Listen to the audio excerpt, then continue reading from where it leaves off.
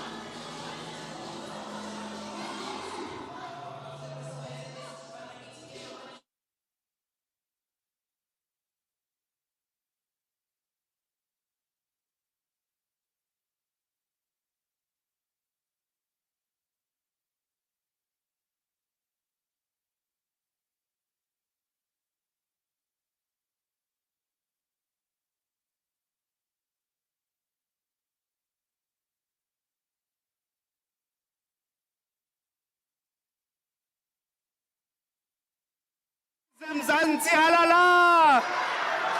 Yes, please. Re ka nne ra dula fatshe.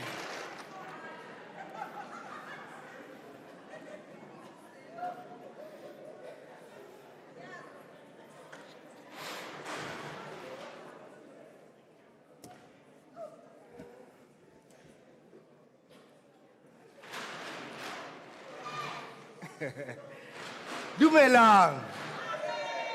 Hey, tada. Sanbonani. Goeiemorgen. Hallowi. Shap kunjani lapho. Nimnandi. Shayela maflating inizwe man. Yizo.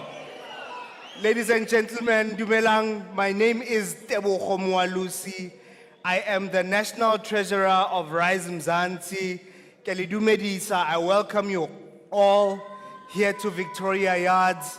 I'm going to be your program director for this morning.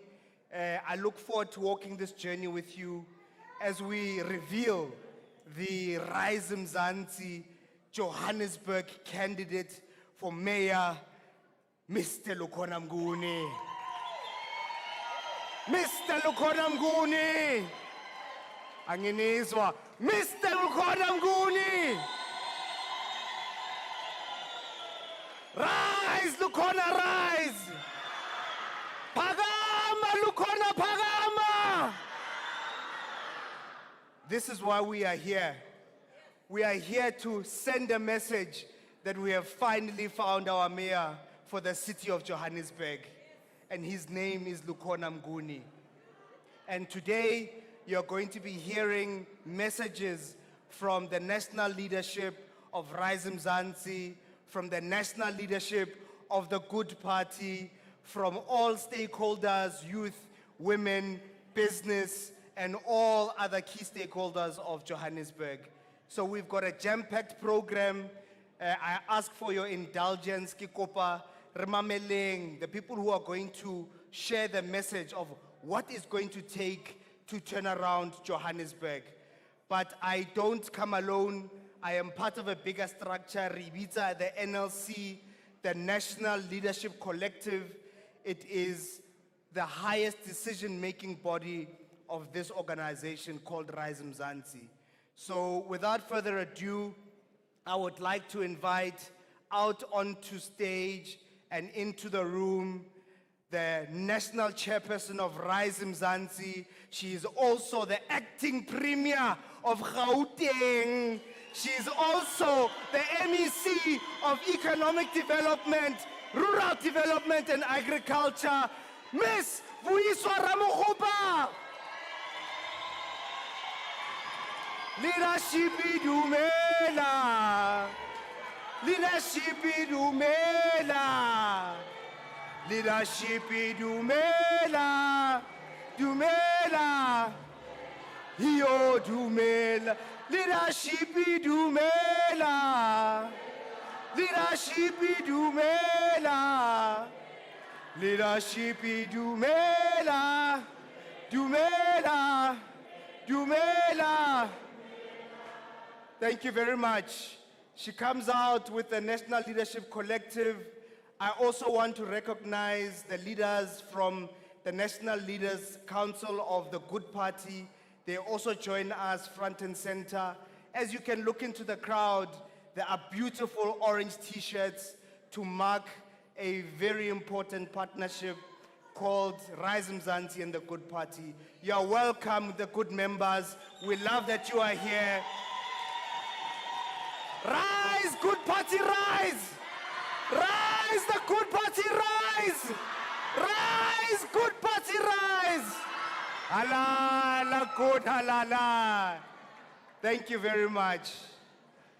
And now, leaders, I would like you to be upstanding as we welcome into the room the national leader of RISE Mzansi. He will be accompanied by the national leader and president of the Good Party, Minister Patricia de Lille. Let's please stand and welcome Mr. Songezo Zibi.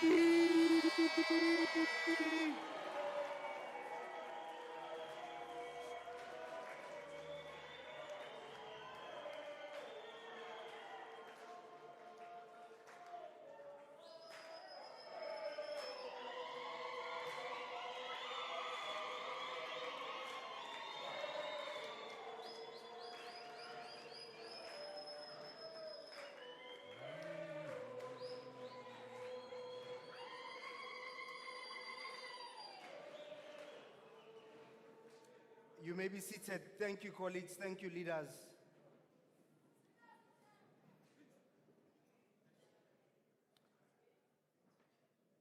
So now that we have all the leaders of the respective parties in the room, we are going to start, but we cannot start without honoring the prayer for this beautiful country.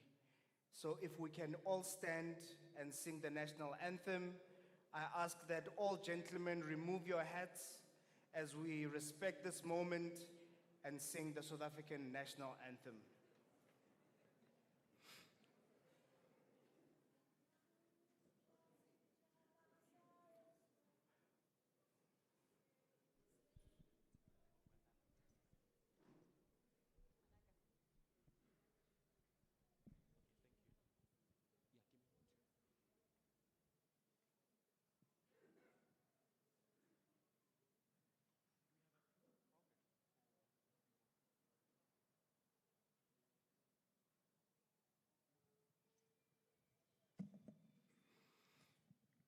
Nkosi sikeleli Afrika maluphakanyisu pondo lwayo izwa imithandazo yethu Nkosi sikelela lusapho lwayo Morena boloka setšhaba sa heso o fedise dintwa le matshwenye o se boloke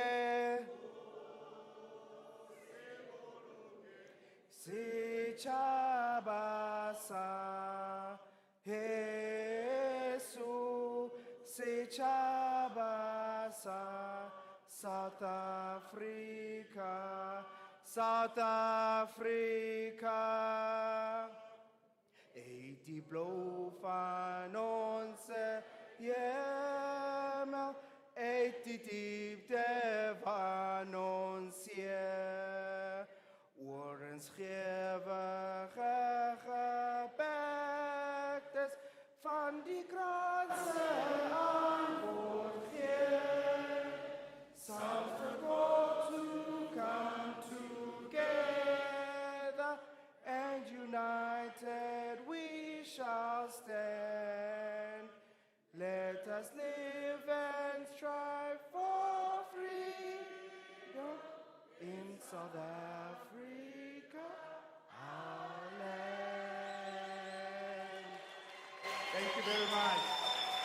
Thank you. You may be seated. Thank you.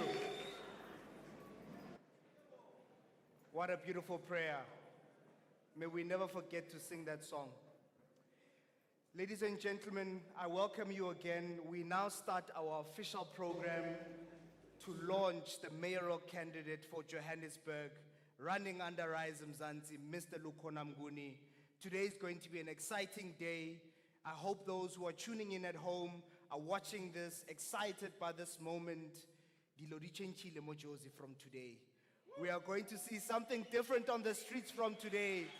We're going to see energy on the streets of Jozi from today.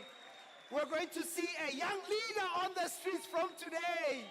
We're going to see a thinker on the streets from today. Abasoreboni, abasoreboni. Marbato utwa karona. From today, RISE Mzansi is in the race. Dilo di tšhentšhile. Litlo bona lona. And to start the proceedings, I want to welcome onto stage. We brought her in the room, but I want to remind you again who she is.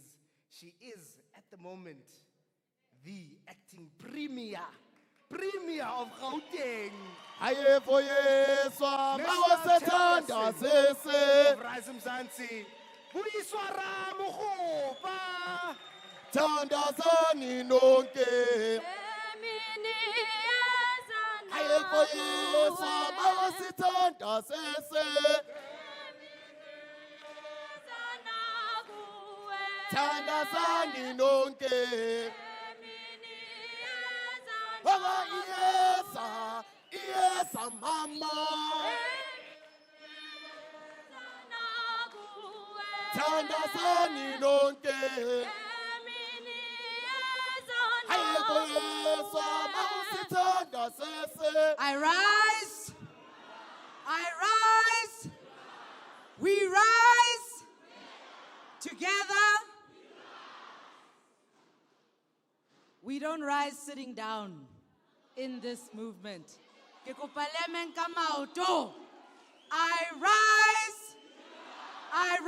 rise, we rise together. Thank you. You may be seated. To the national leader of RISE Mzansi, Mr. Songezo Zibi, the leader and president of the Good Party, Minister Patricia de Lille, members of the National Leadership Collective, leaders, supporters, and volunteers of RISE Mzansi, the leaders of civil society, of business, and community organizers present, I greet you. Kyali dumedisa, kyali locha, sanbonani. We gather here at an important moment. This is an important moment in our political journey as RISE Mzansi. This is a significant moment also in the life of our city and indeed our country. We gather here almost 3 years to the date since RISE Mzansi was born as a political party. And we gather here, leaders, once again, to recommit to our mission. Because RISE Mzansi was formed out of an understanding that South Africa can no longer continue on its current trajectory. We need profound renewal in how we govern, how we lead, and how we serve our communities. 3 years ago, this party did not exist in the form that it does today. We had no seats in parliament. We had no representation in any legislature in this country. We had no established political structures. But what we had, and what we still have, is conviction. Conviction that South Africans deserve ethical leadership. Conviction that South Africans deserve a competent and a capable government. and conviction that politics must first and foremost be grounded in service to the public rather than political survival. And you, the people of South Africa, gave us that mandate. Our national leader today chairs the most significant committee in Parliament, the Scopa Committee. And he's not just sitting there. Clock it. He has used that seat to fight for justice for the many vulnerable and voiceless people who have been abused by Amasela. He has used that seat to ensure that those who have abused their positions of power do not go unpunished. Today, leaders, the hardest working member of Parliament, Makashulekana,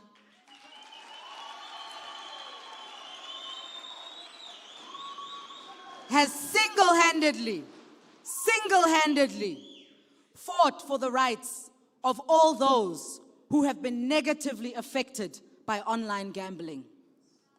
He has fought to curb gambling, advertising, and protect our young people and the people of this country from the ills of gambling. And today, leaders, I stand before you as the person who has been mandated to be in charge of Gauteng's 2.4 trillion rand economy.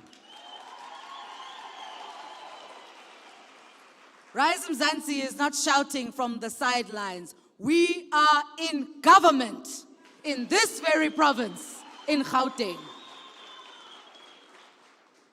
And under RISE Mzansi's leadership, Gauteng's economy will rise.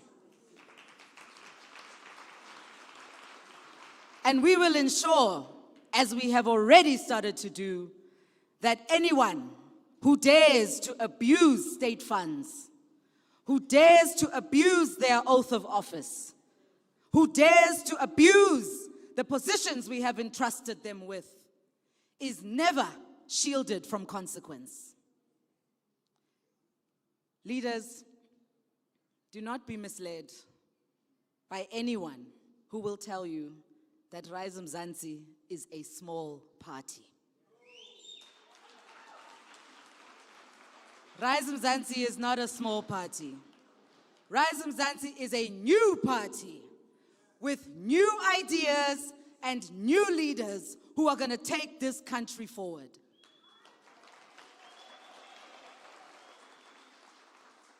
And in the next 7 months,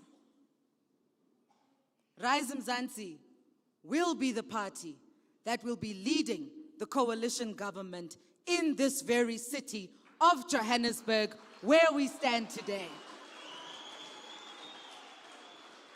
We will not be gatekept. We will not be gatekept. We will not be told that we are too young or too professional or too new to lead this country. And as we prepare for the 2026 local government elections, our message remains clear. The city of Johannesburg deserves the best leaders that we can find in this city. And those leaders are in this room today. That leader is in this room today.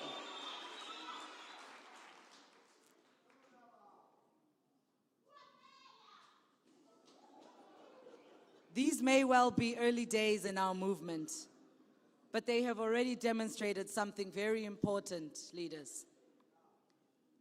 That ethical leadership and capable governance are not abstract ideals. They are ideals for which we must never stop fighting. We must demand our seat at that table, and we must dare to dream of the country we know South Africans deserve. And we will fight. We will fight till the end. But we are not in this fight alone. There are those amongst us who have been in this fight, who have been on that journey. Those who long declared that it is time for the good people of this country to rise.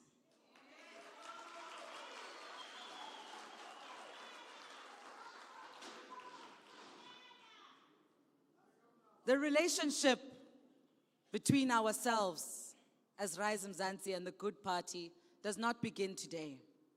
It began long before even the 2024 elections. But as of yesterday, we formally announced that RISE Mzansi and the Good Party have finalized our cooperation agreement and will be jointly contesting the 2026 local government elections.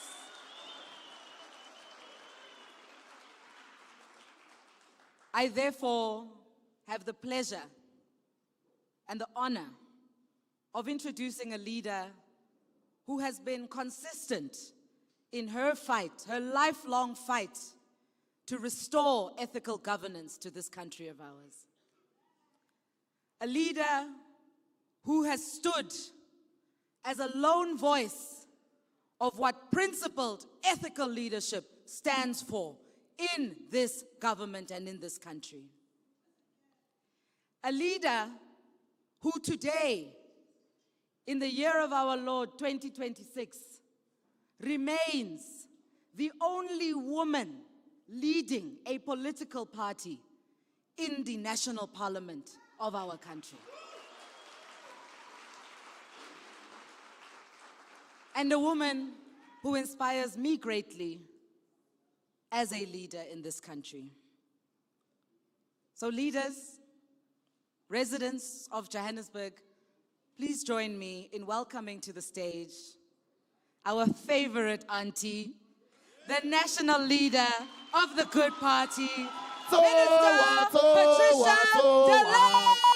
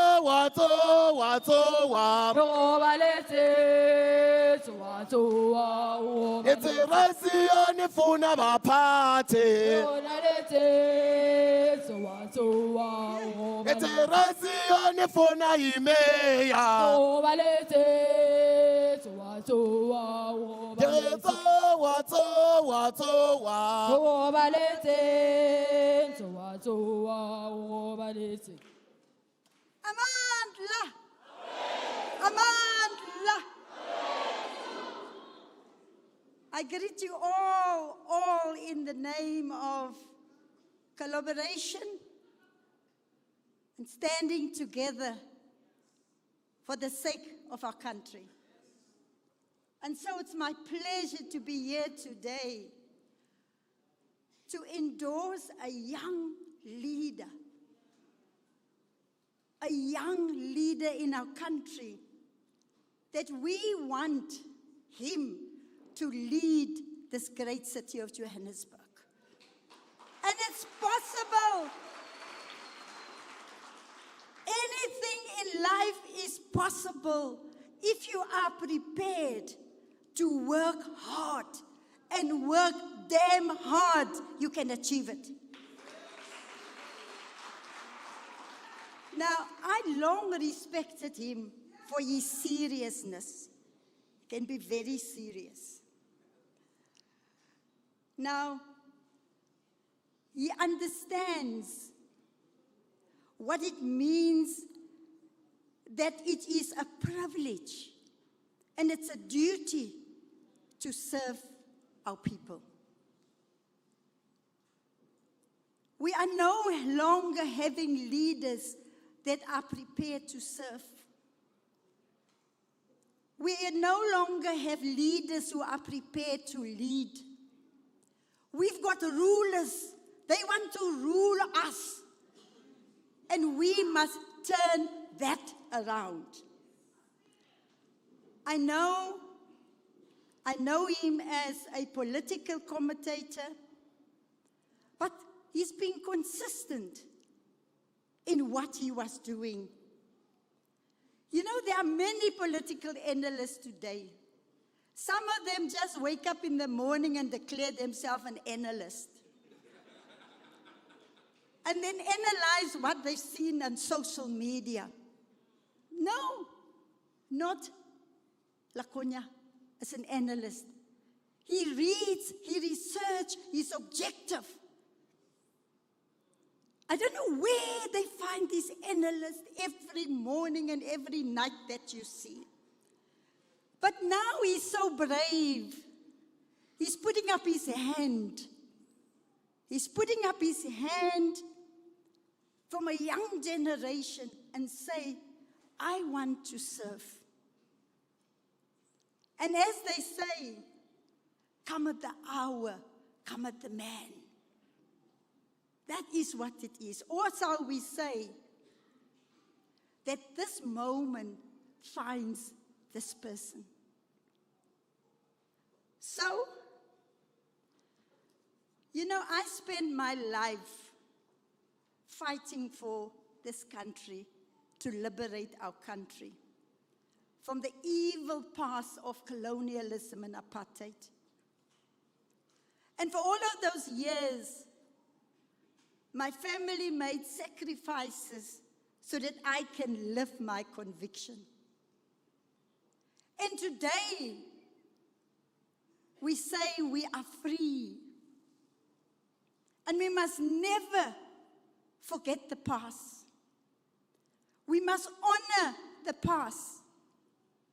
But now, the young people, they have an opportunity to design their own future. That is, you must design your own future. Don't live in the past, honor the past. So in 1994, we have attained our freedom. And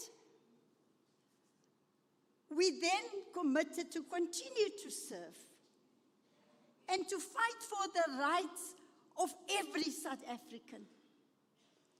But today, there are just too few people tasting the fruits of our democracy.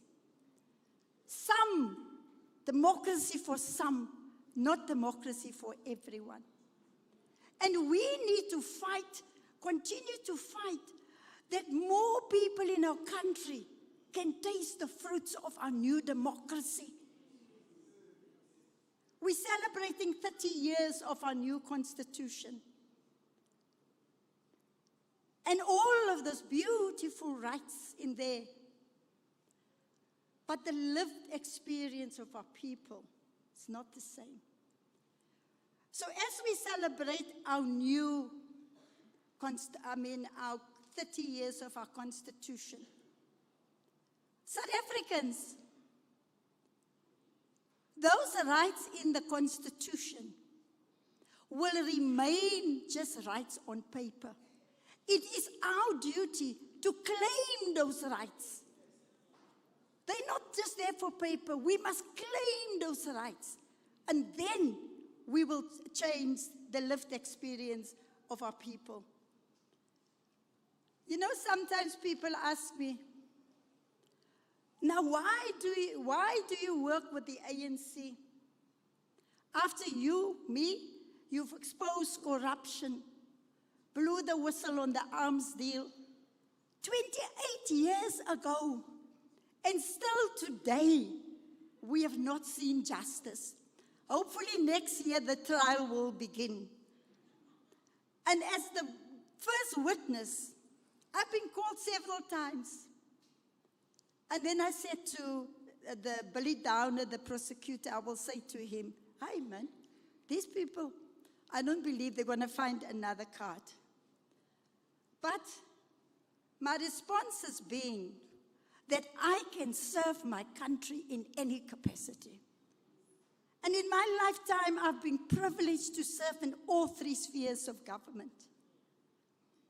But the one that I liked most and enjoyed most is having been the mayor of the city of Cape Town for 8 years.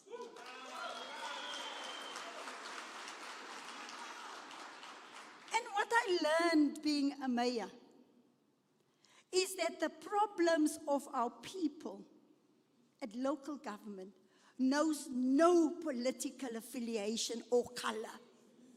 When you are poor, when you don't have a house, when you don't have water, you don't have electricity, there's no political affiliation. The problems of our people knows no political affiliation at local government. But being in the office of the mayor is not an unfettered power. It is an office of unfettered duty, a real duty to your people. And of course, that office comes with influence. So, what we are putting to the people of the city of Johannesburg is a young, ethical, serious leader that can lead the city. And so we are very happy to work together with RISE Mzansi. And we have been working together for many years, like Vuyo was saying. But now, contesting these elections, the Good Party will support RISE Mzansi to lead the campaign in Johannesburg. To lead the campaign in Johannesburg. We will be there side by side with our mayoral candidate to go around the country. Because RISE and Good together offers an alternative. What did we see in Johannesburg? The ANC had their chance and they messed it up. The DA had their chance and they messed it up. It's time that those two parties, the ANC and the DA, they are just good for each other. They're not good for our country. They're not good for our country. They had their chances and they messed it up. And we're asking South Africans today in Johannesburg, please give us a chance. Please give us a chance. You know, when it comes to voting, you will hear people say, I normally vote for this party. I normally vote for that party. It's wrong. You should never give your vote away to any political party. So we're asking the people of Johannesburg, please lend us your vote. Please lend us your vote. And if we mess up, you vote us out. The only way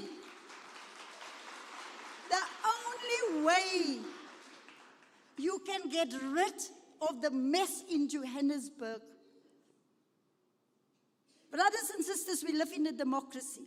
The only way you can change Johannesburg is to vote them out. There's no other way. No other way. You must vote them out. And we are going to work hard to let that happen. I want to, in closing, thank Lakonia for willing to come up and step forward to be our mayoral candidate. Because it's easy for those armchair politicians or that armchair critics to sit around and just complain. He put up his hand and he said, I am ready to serve the people of Johannesburg. We must give over to the next generation, to a young generation. They must take over, and they must become involved now. They must watch this old generation, that we don't mess up the country that they are going to inherit from us. So to me, all of you, all of the young people here, you must get involved to protect your heritage. That this current generation don't destroy everything. By the time you get there, there's nothing. So I encourage you, all of you, this is a call once in a generation to come and serve. So please don't miss that opportunity. And as we go forward today, starting today and starting tomorrow, we need to be out there to go and persuade people to vote for us. People are sick and tired of all the lies. People don't trust politicians anymore because they all come before the elections, vote for me, and they make all kinds of promises, and then after the elections, they disappear. The organization that we are building and the cooperation that we are building together with RISE Mzansi is that we want to show that difference. And we will be different. So it is really an honor for me to endorse this young man from the young generation to lead us. To lead us. When we write the history books of this country, we must be able to say, Patricia de Lille served, but now it's time for the next generation to come. And I am willing to work because we need that intergenerational mix. But leadership must come from the young people.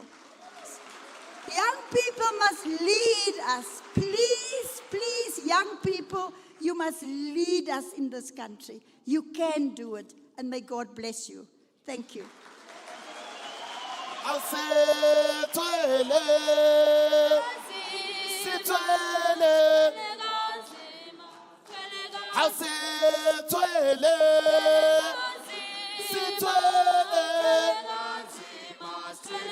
Aboye we RISE. Bona ngempela bo. Aboye kokele. Bona ngempela bo. Thank you, leaders. Thank you very much. To the national chairperson of RISE Mzansi, Ms. Vuyiswa Ramokgopa, thank you for the kind words. You have a very important job. You are running the economy of Gauteng, which is the soul of this province and this continent. There are many unemployed young people in this room, and they look to our leadership to make sure we solve for that. And we know we can trust you with that mandate because you have proven in all walks of life, in business, in the boards you used to sit on, that you are an effective professional. And so asisabi that you will deliver the goods. Auntie Pat, thank you very much. As the Minister of Tourism, again, you play a crucial role to absorbing young people into the world of work. And so there are plenty young people in here who are looking to you to say, Auntie Pat, help us feed our families, help us live a dignified adult life. And again, we trust that you will do that because you've been a formidable leader since the dawn of democracy. You've shown to be a disciplined, committed, unwavering leader. And we trust that you will deliver employment and jobs for young people of South Africa. Thank you, Auntie Pat.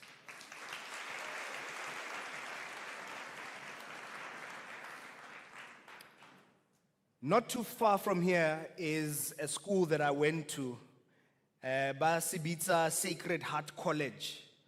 It was one of the schools where, during apartheid, they opened their doors for people like myself, people of color, African black people, to have access to quality education.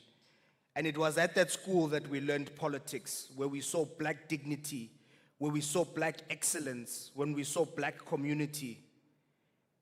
In that school, I also met another young man. Today, he is the executive director of RISE Mzansi. He runs the operations of this formidable organization. He makes sure that on a day-to-day basis, we can run a professional, effective, and respectable organization. He's a passionate young man. He speaks for dignity and social justice. He fights for freedom in every room that he steps in. He also dresses really well. You can't come from Josie Usana's Dwadlo. I mean, them it's somebody, man. Uskabasnai, man. Josie does not allow for slab tigers. And this young man is not a slab tiger. This young man is so dope. He's my brother. I'd like to welcome onto stage Mr. Buitumelo Mpakanyane.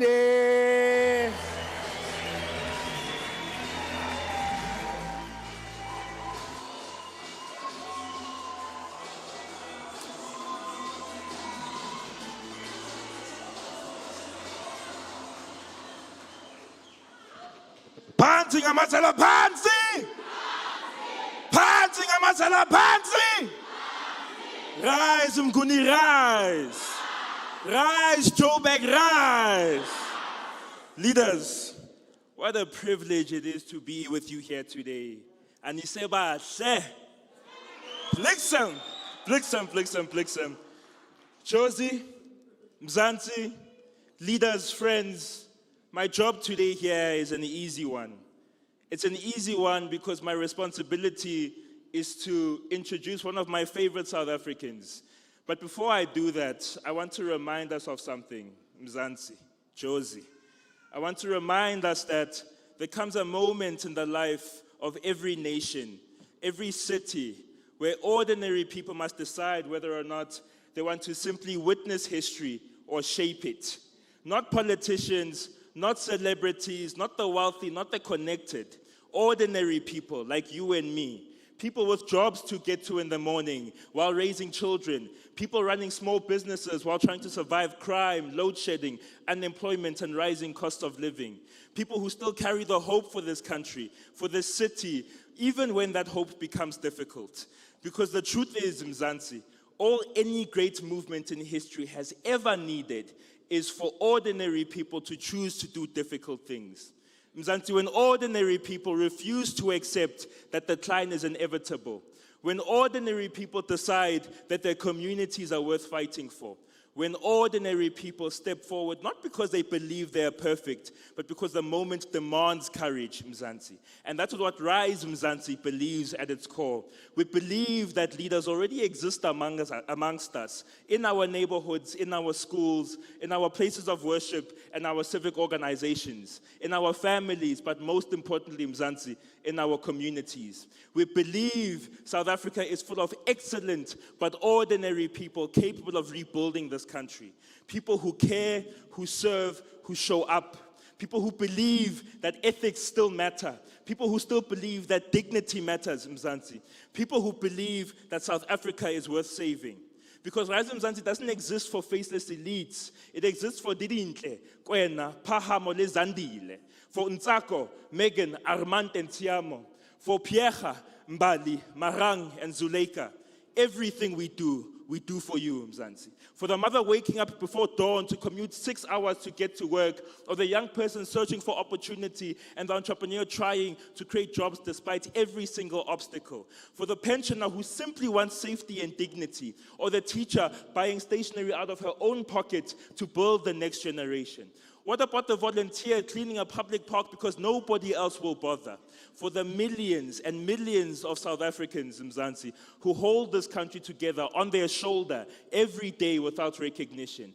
But sometimes, Mzansi, sometimes from amongst these ordinary South Africans, real leaders emerge. Not because they were born believing that they are destined for power or that they deserve power, but because they love their communities enough to act. And that is why, Mzansi, the man I'm about to introduce to you matters so much, because he embodies this idea completely. An excellent but ordinary South African who stepped into public life not out of ambition for status, but out of a love for his country, out of the belief in citizens to create the future that they want.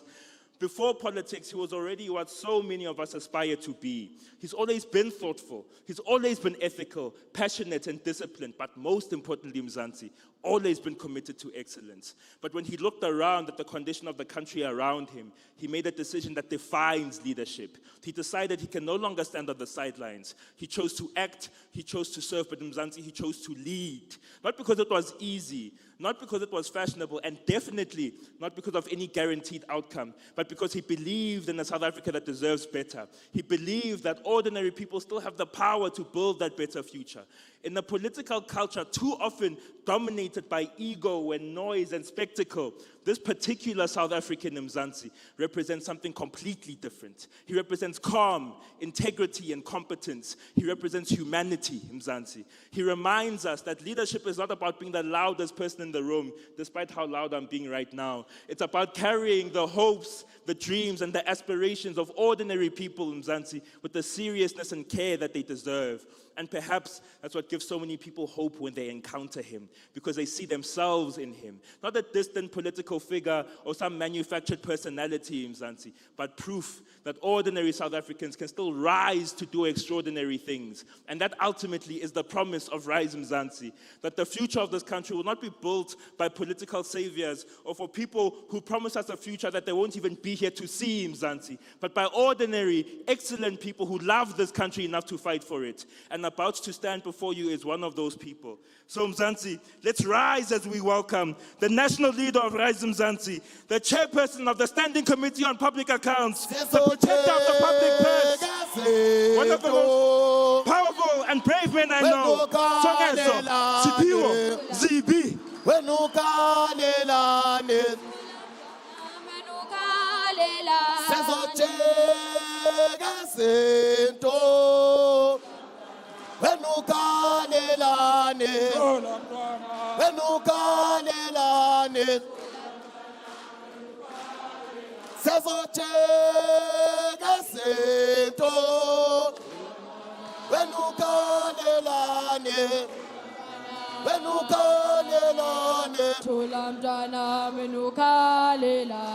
I rise, I rise, I rise, I rise, we rise, we rise, we rise, Amandla, Amandla.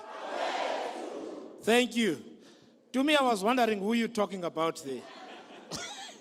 So imagine my surprise when you mentioned my name and I realized it's time for me to get up.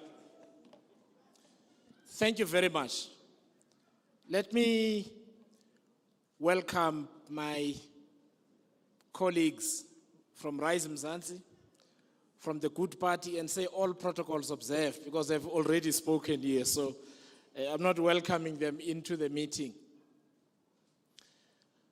But departing from my prepared remarks, and my colleagues are going to get upset with me, I want to talk about something that we are losing first, so that we can place today's events and Lukhona Mnguni's candidacy for the mayor of Joburg, and every other person who's put up their hand to say, I want to run for council, under the banner of RISE Mzansi. Because the country has so many problems, we are beginning to fight amongst ourselves. We are beginning to try and find enemies amongst us. There are leaders who are looking for groups of people that they can blame for the state of our country. So we want to say, black people are the problem. Whenever we talk about the collapsed state of Johannesburg, if you read articles, somebody will say it's BEE, which means it's black people. The corrupt people, the incompetent people who have run this city to the ground didn't do so because they are black. They did so because they are unethical. They did so because they only care about themselves and their friends and their families. It's not black people. But then there'll be those who say the reason we are here is because democracy was a scam and white people scammed us. Guess who loves that argument? It's the corrupt people who continue to eat while people go hungry. It serves only them that we point fingers at each other, instead of pointing fingers at them and the problems that they have caused. So this is everybody's campaign. This must be the campaign of unity. The person who will be mayor of the city of Johannesburg is the person who will not be antagonizing and polarizing, but the person who will unite various political parties, various communities, various stakeholder groups under one vision and one mission and one purpose, which is to build a safe and clean Johannesburg that works for everybody.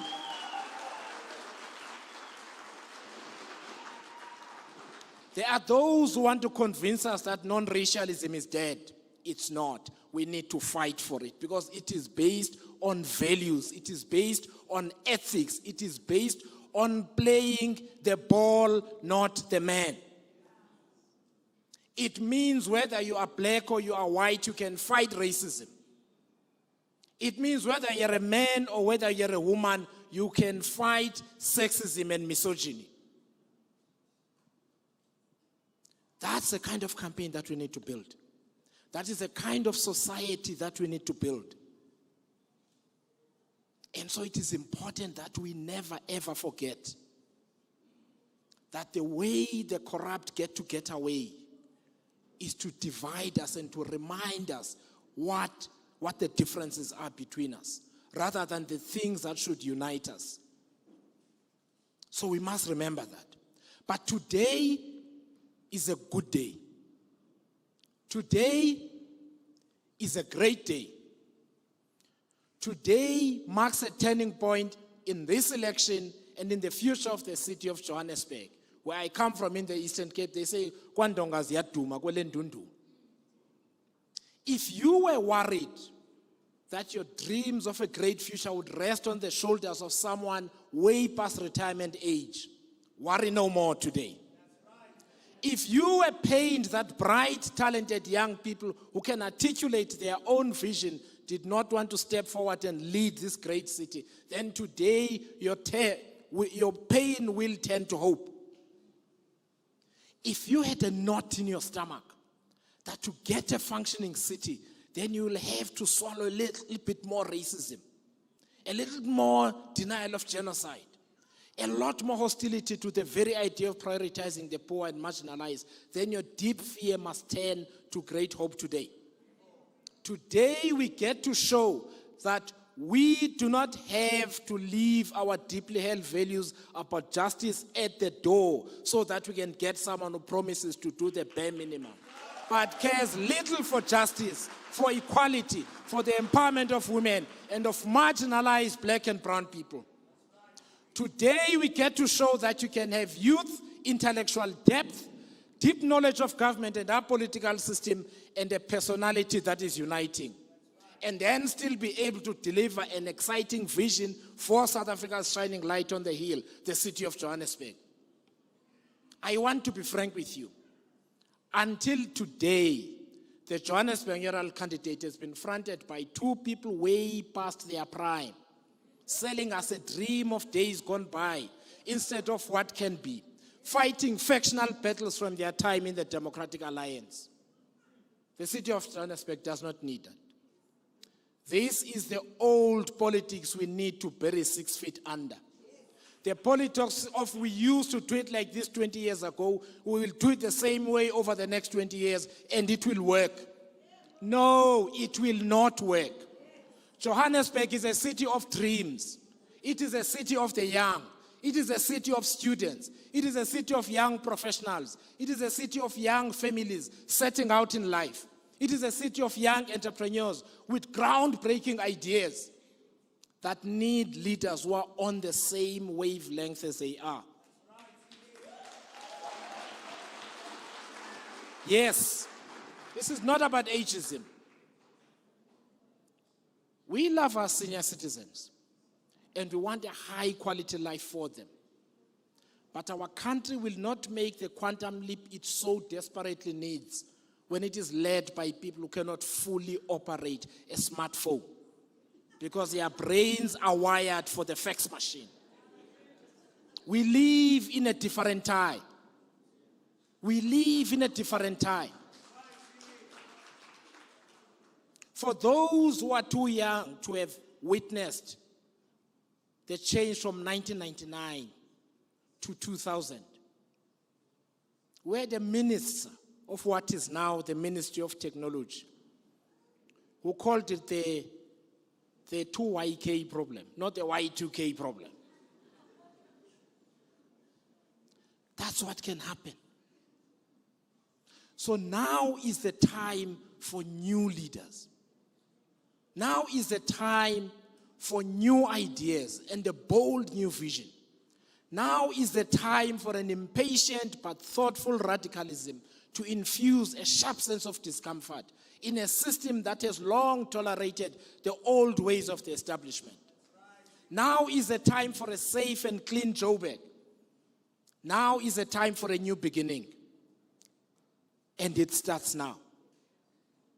There will be those who will say Lukhona is too young. I have news for them. One of the greatest, if not the greatest statesman the world has ever seen, Nelson Mandela, had a Secretary General who was 39 years old in 1994. His name was Cyril Ramaphosa. 39. Tito Mboweni was 32 years old when he was Minister of Labor. A great man such as Nelson Mandela was not afraid to be led by young people. We must destroy the myth that young people belong in desks and belong in leagues to learn until they are 60 years old. Obama was in his 40s when he became president of the US. Dave Cameron was in his 40s when he became Prime Minister of the UK. The greatest Prime Minister of New Zealand was in her 30s when she became a Prime Minister, Jacinda Ardern.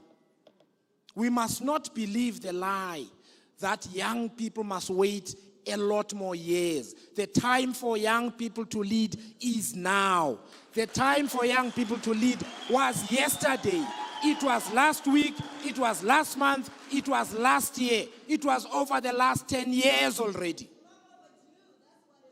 The reason we are where we are today is because of people who have run out of ideas. The only thing they want is power for its own sake. And we must not allow it to happen anymore. One of the most offensive insults to the people of this city has been the shoving down the throats of the people of this city of unserious and incompetent mayors. Therefore, we knew we needed a serious person worthy of the respect of the residents of the city of Johannesburg. Our candidate is highly educated, not just in the villages, not just in the universities of South Africa, but also in universities abroad. Our candidate has traveled the world, learning and absorbing, while also sharing and teaching about the South African experience in each one of the continents of the world. Our candidate is a scholar and a teacher. a researcher who has done field work and published studies that people can see. He knows the South African system of government inside out. And our candidate is a rare breed in local government politics, in that he is not afraid to read. As he is not afraid to read. And that is quite apart from being a well-known writer himself, a recognized moderator of conversations between South Africans about the things most dear to them. That our candidate is also a warrior for justice, for social, spatial, and economic justice. I want to tell you a little bit of a story about my experience with this candidate. I was introduced to him in 2011 by now Professor Mzuki Sikob. And he said, I want to introduce you to a young man. I'm sure he won't waste your time. And that's how I got to know Lukon. So I can't remember what I had to send him an email on, and he gave me his email address. I don't think he remembers this, but his email address then already was killpoverty@yahoo.something.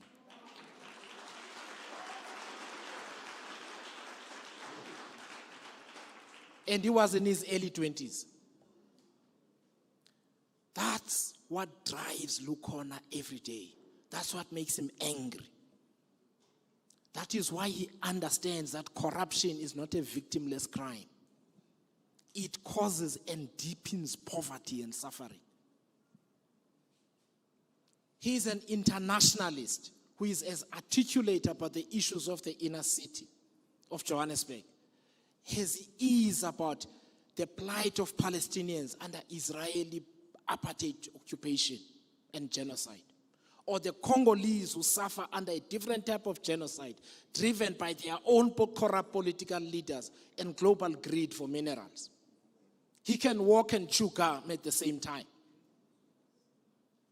He's not going to tell you that what's going on in the Congo is a little bit complicated. I can't talk about it. Because when people show us what they are willing to stand for anywhere in the world, it shows us what they're willing to stand for here at home. It shows us what they're not willing to stand for here at home. If you cannot stand with oppressed people in Australia, in the United States of America, in Europe, on the African continent, you will not stand with oppressed people in South Africa.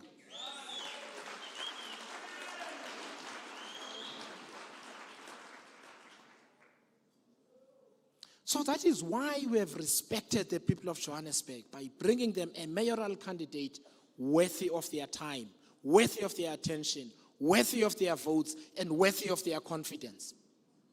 In other words, instead of insulting the people of Johannesburg with unserious people, we have chosen to take them seriously, to respect them. And when he stands up here, you will see the seriousness and the patent I were talking about. It is a promise of RISE Mzansi that the people of Johannesburg deserve leaders who understand the issues that affect them in their homes, in their workplaces, their streets, and their neighborhoods. He is a young father who knows the struggles of mothers and families every morning and every evening, battling to spend enough time with their kids while struggling to earn an income to give them a better life than their own. He is a former student of Wits University who knows the pain of studying in a city whose councillors and mayors don't seem to know that Johannesburg is a student town. And the city needs to provide infrastructure that lowers the cost of education and the pressure that families go under in order to take their kids to university. He knows thousands of students battle with public transport and accommodation while politicians divide tenders among their proxies. But I want to say this. Although this candidate loves ideas and solutions, that love is only matched by his dislike and hate of three things: poverty, a state that makes people pay too much for essential services, and corruption. Oh, especially corruption. Amasela. the root of all our problems. That's the candidate we are getting. That's a candidate who understands that he cannot do the job alone. But you need fellow South Africans who are going to own the campaign, who are going to run for council, who are going to seek to represent their wards, who are going to seek to represent whatever area that is of interest to them, whether you are in the church, in civil society, in sports organizations, and so on. He gets it. So he's not doing this for himself. He's doing this for all of us. That is why today I am so proud to welcome onto the stage the best mayor that Johannesburg will have. Lukhona Africa Mnguni. Empe amaraisa, empe Mzansi lo, oba no party. Paga me somgoni, paga me simeyabo, oba no party. Empe amaraisa, empe Mzansi, oba no party. Paga me somgoni, paga me somgoni lo, oba ni meya. Empe amaraisa, empe Mzansi le. Rise Mnguni, rise! Rise Mnguni, rise! Rise Mnguni, rise! I rise! I rise! We rise! We rise!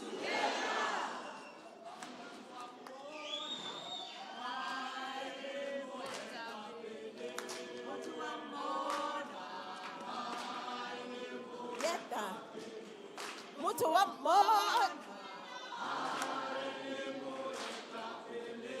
Wamona, hallelujah, tabili. Mutu wa mona. Mutu wa mona. Thank you. Molweni. Dumelang. Abshin. Sanbonan. Nitsuhin. No, andiganiva kahle. So sizaqala kanje. Mina ngizolilwela izwela, ngizolilwela, ngizolilwela izwela, miswela, miswela, miswela, miswela, izwe, ngizolilwela, ngizolilwela, izwela, miswela, miswela, miswela, miswela, izwela, ngizolilwela, ngizolilwela,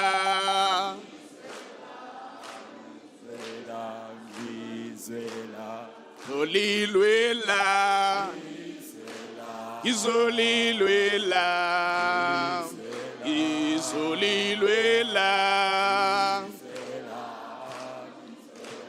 Iswela lam, iswela miswela, iswela, izolilwela,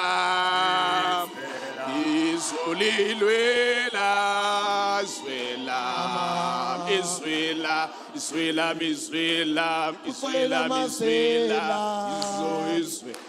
izolilwela, izolilwela. Mama, miswela, miswela, miswela. Kukwela maselabo. Miswela. Izolilwela. Miswela. Izolilwela bo.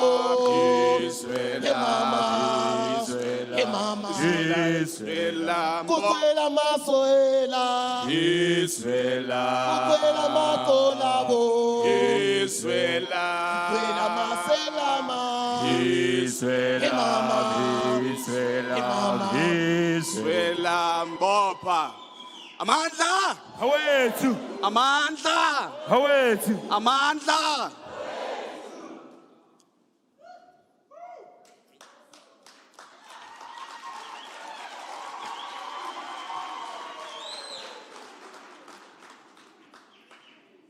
Inkokheli, the national leader of RISE Mzansi, Songezo, the chairperson of the Standing Committee on Public Accounts, COPA, the only committee in Parliament tasked properly to deal with Amasela, Dumela.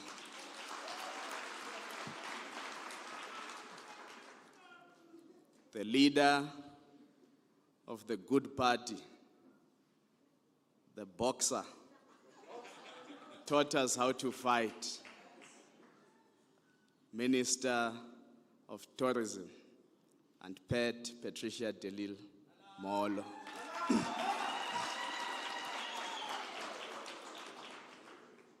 national chairperson of RISE Mzansi, who is currently the leader of government in Gauteng, Vuyiswa Ramokgobo.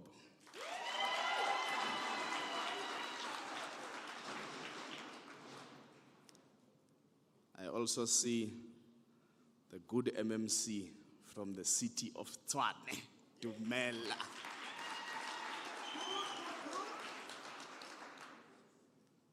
The national chairperson of the Good Party is also here, Matthew Dumela.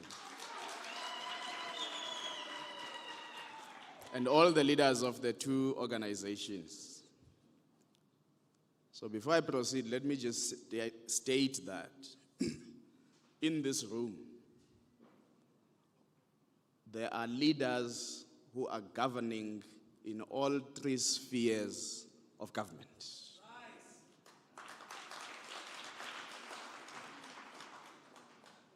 So we are here because we believe that our country is worth fighting for. We are here because we believe that the city of Johannesburg is worth fighting for. We are here because our future is worth fighting for. We are here because we are beneficiaries of a long history of struggle against injustice. Justice must always prevail, and when injustice persists, good people must rise to secure the future of generations to come. Today I stand before you to declare that it is time to clean up Johannesburg.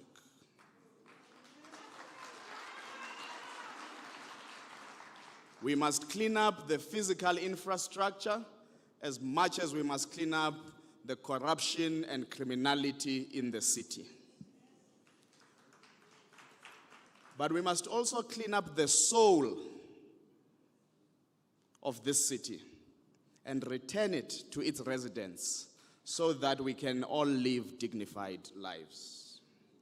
We cannot allow for the soul of Joburg to be captured by gangsters in suits, by politicians in bed with criminals, and by criminality overtaking good governance. It is the young people of this city whose lives and futures are at stake who must rise up to the occasion to define the heart and soul of Josie into the future. We must not use old instruments for this task. Young people are ambitious, futuristic, vocalistic, artistic, creative, and no doubt the foundation for the economies of the future, be it the gig economy, creative economy, data, technology, innovation, or artificial intelligence sectors, or just returning to being human again. It is time to vote Amasela out.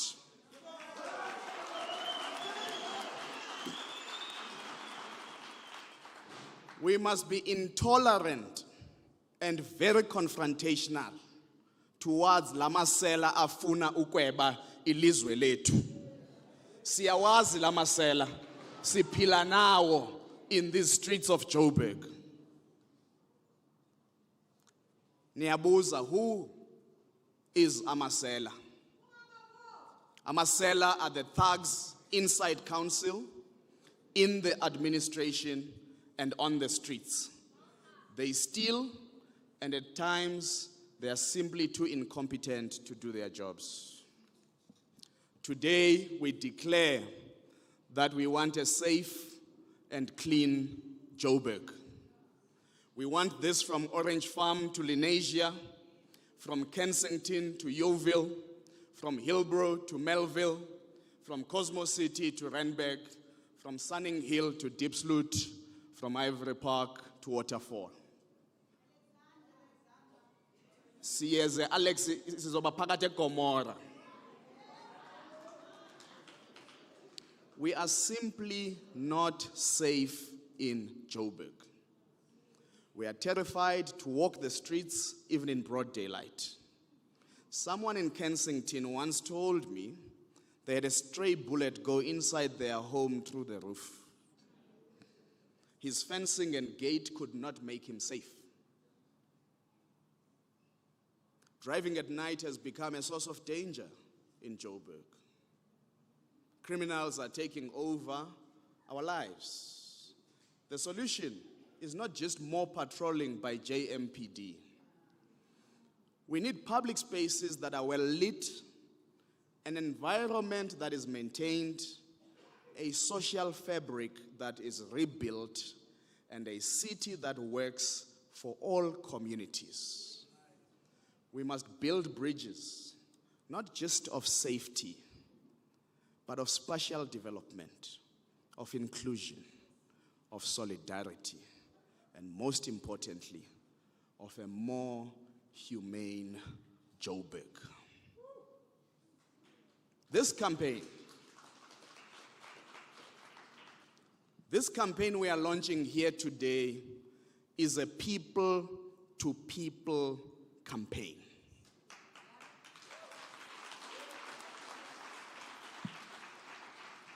This is a campaign about awakening and not just about votes. We will get the votes if we see people, if we listen to them, if we converse with them, and if we gain their trust, we will get votes. We are not entitled to anybody's vote. This is not a campaign of messiahs or cult-like leaders. This is a people's campaign. This campaign is for the residents of Joburg, by the residents of Joburg, and not outsiders to this city. The people who will stand with me in this campaign are not imported from outside the city of Johannesburg.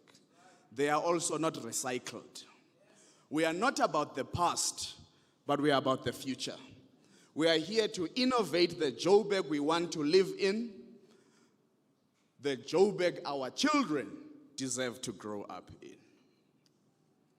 When you talk to most parents, you hear loud whispers that say, I wish I could raise my children in another city that is not Joburg, because they are scared of this city and what it means for their children. This city has lost its soul to be embracing to innocent lives. Instead of being a space for growth, opportunities, and the future, it has regressed. It eats up its own children and spits them into the fire of destitution. However, we have not lost hope. We have not lost belief. We are here because we believe in this city and we want to clean it up. We have a moral and historic duty to clean up this city. The filth, the rot, the crime, the corruption, the arrogance of leaders, it all deserves to be flushed out. Some of you are wondering who I am and what brought me to this city.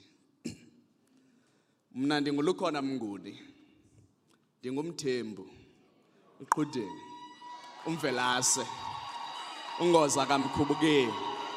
Thina singadla mathibane yazi ukuba indlala iwini. Omnisi bemvula ilanga libalele. Ndiyeke ayigqitywa inkosi.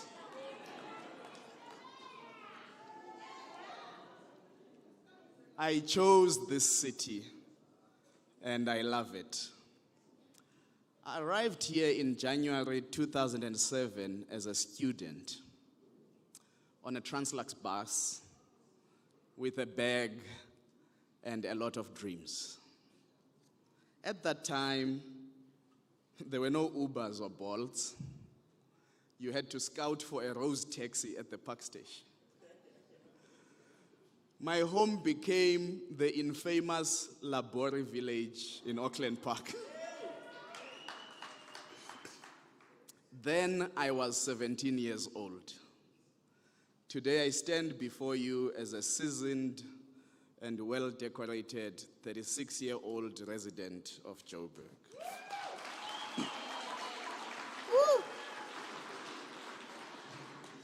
Very soon, this city gave me a lifelong debate with my becoming. Here was a villager caught up in urban trappings. This boy from Balasi village in Flagstaff was now in the glamorous streets of a city that used to be a myth. Where I come from, we called Joburg kwandonga ziyaduma, kwanyama ipeli, kuphela izinyo lendoda. That is because this city could attract people from all walks of life across the entire southern region. And the meat would be enough for all to have a feast. This city gave me the chance to build and grow something: a voice, a career, a life. This city had a soul when I arrived and a sense of community. That is why, even though I came to this city armed with a bursary for my studies, I still joined the famous Wits protests of 2007 on fee increases. Those protests were led by the SLC of Mbali Hlope, who has also served in the Gauteng government. And she led along with people like Dr. Mbuyiseni Ndlozi at that time, serving in the SRC. There were members of the Progressive Youth Alliance, such as Pindile Kunene, Bafana Hlope, and others. I was never a member of the PYA, but we knew then that solidarity does not mean belonging to the same set of circumstances. Solidarity is about holding space for each other against an establishment that seeks to oppress you, me, and others, all equally, irrespective of our affiliation. So when they ask you, nimuthatha kuphi lo mafikizolo kwezepolitiki, nibatshela ukuthi angiyena umafikizolo. I've been a lifelong activist. What often makes my family nervous, some of them are here, is that our activism has frequently been practiced through the church and not politics. So my family has been active through the church. So I've abandoned this part. I mean, I'm still churchly, don't get me wrong. For some time when I was at university, I did this through the Methodist Students Society. But I soon realized that the most influential and impactful power is in politics.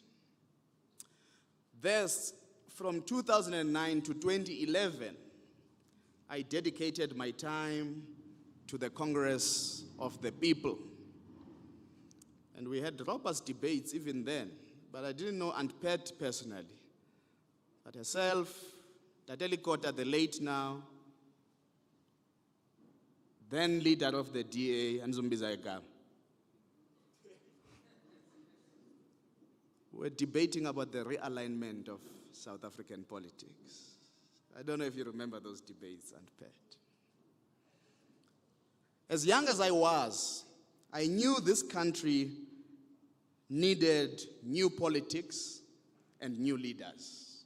And I was willing to raise my hand at a time when it was unfashionable to take a stand against the African National Congress.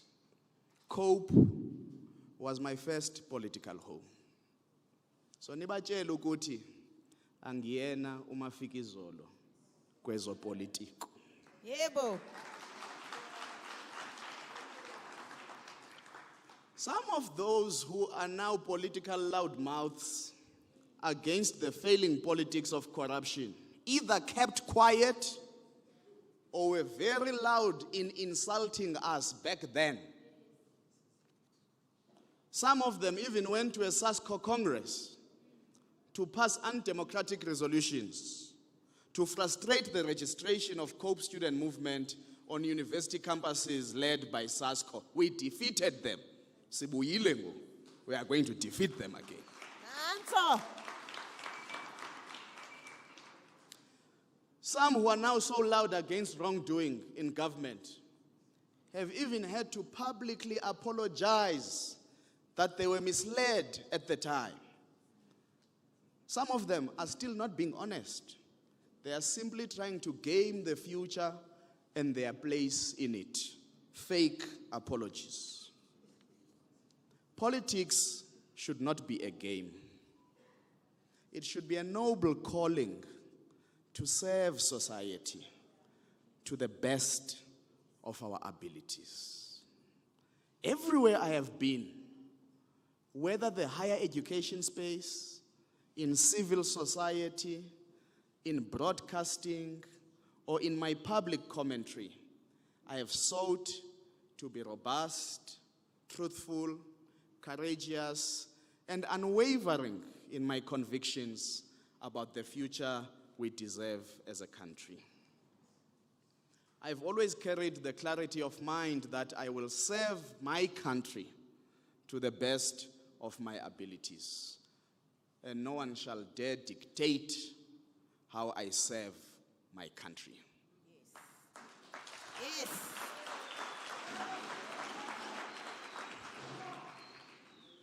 I have always known that serving my country will always demand that I change my stations in life from time to time. Therefore, I have accepted this honor to be the mayoral candidate for RISE Mzansi because the time is right and ripe to change my station in life. Wemthembu. I rise. We rise. I rise. We rise. We rise. Together. We rise. I am not a coward. Siyakwazi ke. And the marching order that it is time to clean Joburg will not be betrayed.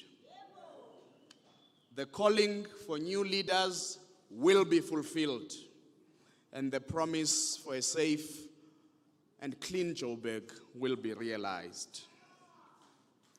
Amasela will not stand in our way. The beneficiaries of the look at God economy will have nowhere to hide. I am moving away from analyzing that economy. I am rolling up my sleeves to dismantle and to crush the look at God economy. Thembu. You might ask, what is the look at God economy? It is the one where people pretend to be working hard and that they are blessed Yet they know well that they are stealing from us, and they keep making us feel as if we are not working hard enough. After this launch, amasela azotatazela. Phansi ngamasela phansi. Phansi ngamasela phansi. Down ngamasela down. Down. Phakama Mthembu phakama. In the city of Joburg, this election is not about the ANC. I want you to hear me very clear. This election is not about the ANC. It is about what comes after the ANC.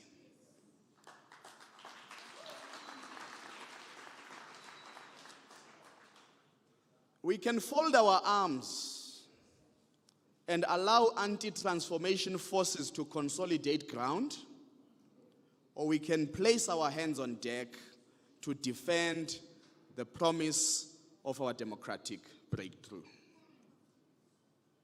The proposition made by the ANC to build a society that is united, non-racial, non-sexist, democratic, and prosperous was correct. However, the current leadership of the ANC in the city of Joburg is nowhere near the articulation and realization of that vision. They have strayed from the vision of the ANC, and they are busy soiling it unprovoked. Our anger with this current crop of leaders must never make us lose sight of the society we deserve. As RISE Mzansi, we stand for freedom, equality, integrity, solidarity, and justice.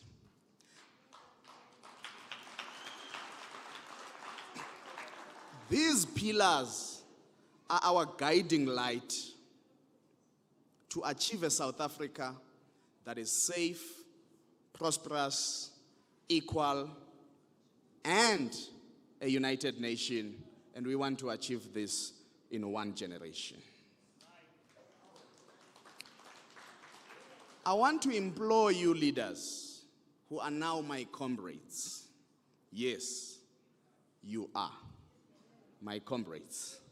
I know the other mayoral candidate from the other party does not want his members to use the word comrade. We must never fall into such backward narratives. We are comrades. Amandla! Amandla! Ngawethu! Matla! Matla! Matimba! Ahina!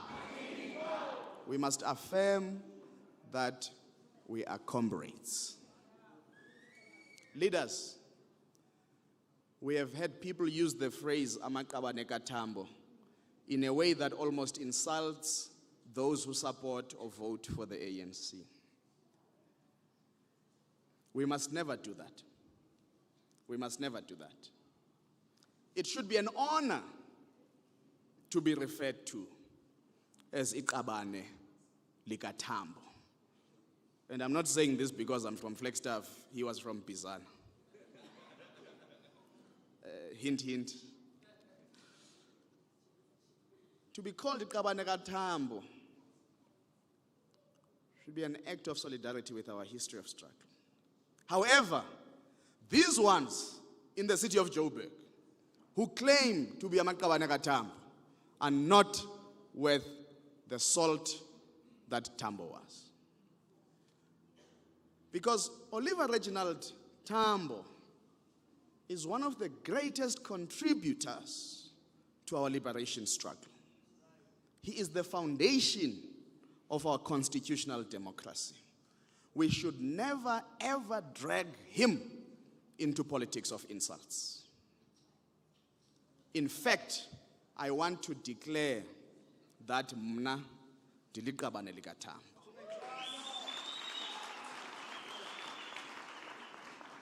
The liberation struggle is our inheritance.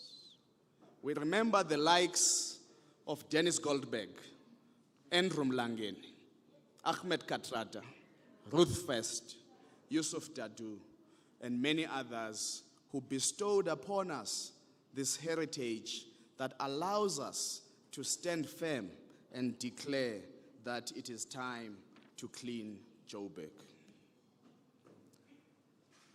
Do not mind her party colors of today. She is exercising the rights she fought for. But Aunt Pat, our dear comrade and friend, Patricia de Lille, is a struggle stalwart.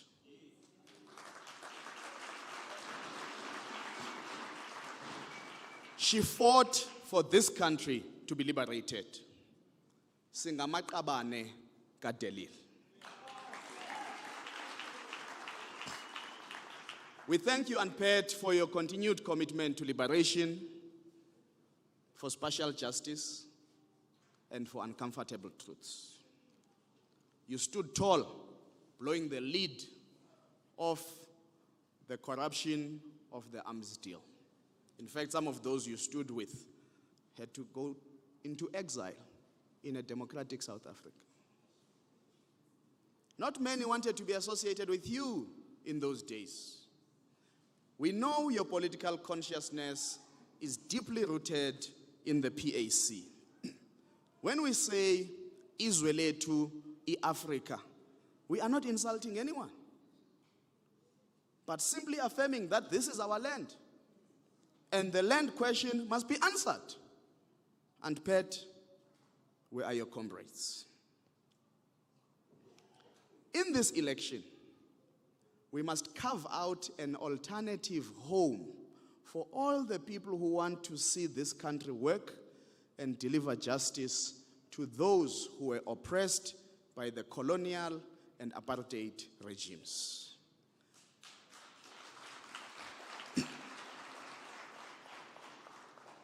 We cannot live in a city led by people who praise and revere colonialism. We cannot. Not in our name. In this year, marking 50 years since the massacre of children during the June 16 uprising in 1976, we must proudly declare that singamaqabane kabantu Stephen Biko.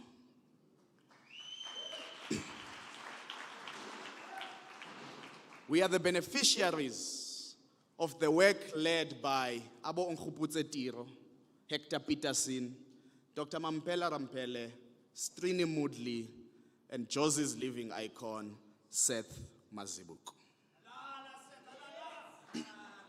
In this year, marking 70 years since the Women's March to the Union Buildings, we have an equal claim to the heritage of Abo Mama no Gogo Betu Abangaseko, Abo Helen Joseph, Albertina Sisulu, Lillian Ngoyi, and our living stalwart, Mama Sophie de Bruyn.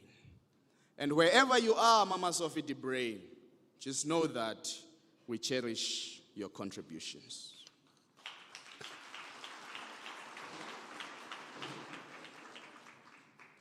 I have a very clear picture in my mind of what Joburg looks like in 10 years. It is not a fantasy. Every single thing in this vision exists somewhere in the world already. It has been built, it has been proven, and it has been delivered by governments that decided their residents deserved it. All of it can be achieved in Johannesburg. What has been missing is the leadership to choose it and the courage and drive to build it. I see a young woman finishing her shift at a restaurant in Rosebank at midnight. She doesn't call an Uber she can't afford or wait for a lift that may not come. She taps her Josie on the Move public transport card at the stop and gets on a bus that is clean, well lit, and safe. She is home in 20 minutes. She has money left at the end of the month.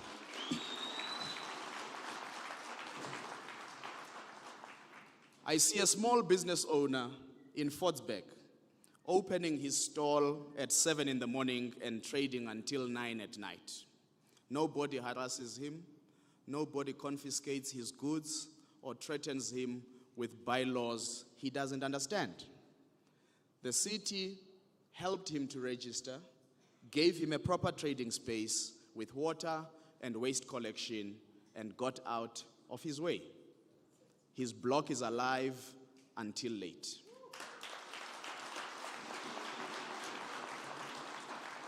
The street feels like a living and thriving city. I also see a couple in Soweto, both working, one studying part-time at Wits, living 2 streets away from a public clinic that is clean, staffed, and open on Saturdays. Their child attends a school with working toilets, ICT facilities, and a library.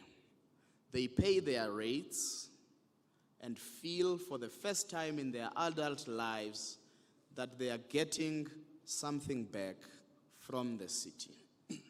Lastly, I also see a young professional in Kilani opening his tap in the morning, and it actually runs.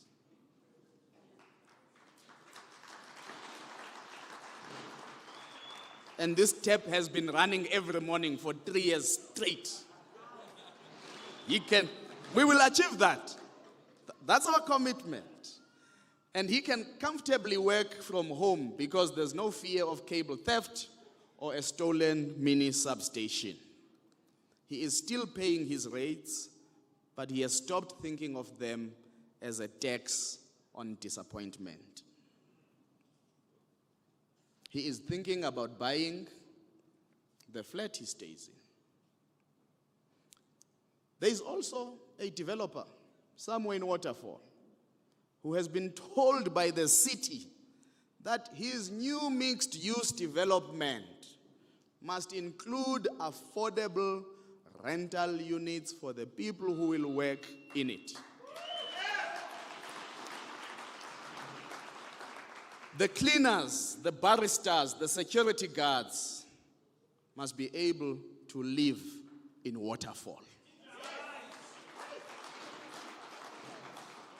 so that they can live near where they work and don't spend 3 hours a day on a taxi they can barely afford.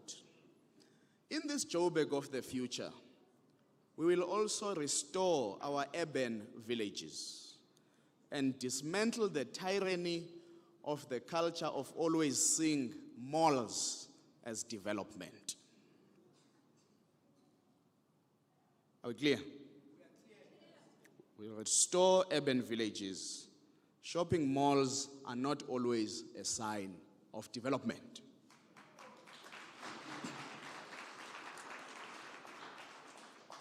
We must allow small businesses owned by hard-working individuals and families to thrive without the fear of the city approving yet another mall that kills those businesses.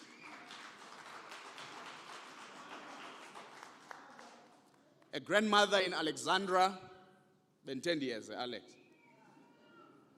Ugogwe Alex must be able to walk to the park on a Saturday afternoon and find that the grass is cut, the benches are in good shape, and the lights come on when it gets dark. And her grandchildren can play without her feeling she needs to be around them all the time. This is the Joburg I am running to build. A city where the water runs and the lights stay on, where public transport is real and affordable enough that a car is a choice rather than a necessity, where the informal economy is celebrated rather than criminalized, and our streets are alive the way great African cities are. Public services such as clinics, schools, libraries, parks must reach every neighborhood, not just the ones that can afford to go private. People should spend most of their income on building a life rather than on substituting for a city that has failed them. Let me be clear. Public services are not just for poor people. Something that has gone wrong in our country, where you think public service and you think poor people. Public service is for citizens and residents. That is why I was shocked when another comrade told me that in the northern suburbs of Johannesburg, not a single public school has been built in the past 20 years. That's an abomination. But we know who doesn't benefit when we sort out these problems. So if we put a City of Joburg public clinic in the center of the northern suburbs, suddenly medical aid payments might fall because we are catering for people to utilize public services. Therefore, great cities are never accidents. They are built by leaders who shape the future before it arrives.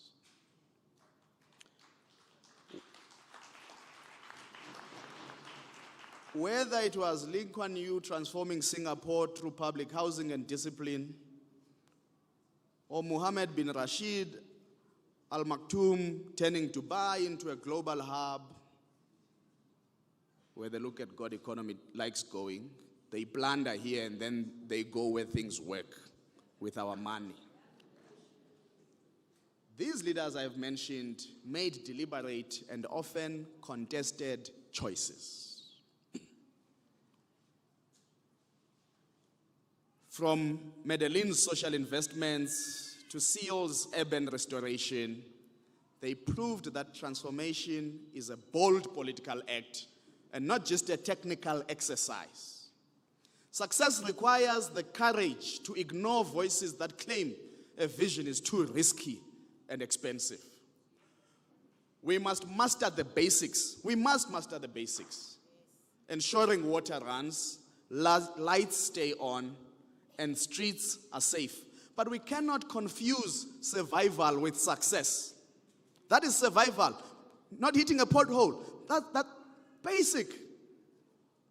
Johannesburg cannot afford a vision that ends at recovery. Fixing what is broken provides dignity, but we are also deciding what kind of city we are becoming for future generations. Rapid urbanization and shifting economies require us to act with intention now. Getting the basics right is where we begin, but it is not where our ambition ends. Therefore, comrades and leaders, let me share the 6 key pillars of this campaign with you. The first pillar is rooting out illegality, enforcing the rules and restoring the city. The second pillar is service delivery. You pay for it, we deliver it. The third pillar is spatial reform, shared spaces, shared prosperity. And we achieve this in 2 ways: investing in public transport, a Joburg on the move, and investing in human settlements. You work here, you live here, you belong here.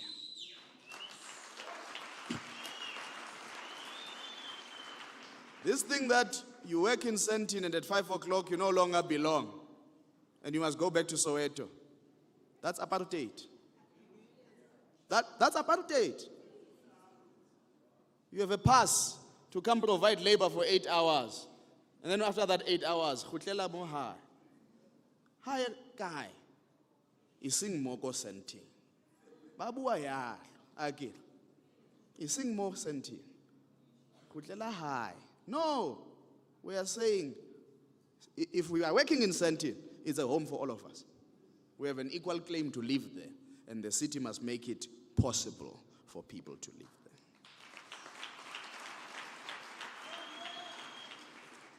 The fourth pillar is supporting the informal economy. A city where trading is not a crime. The fifth pillar is dissolving the Joburg entities. Your city, your services, and no more middlemen.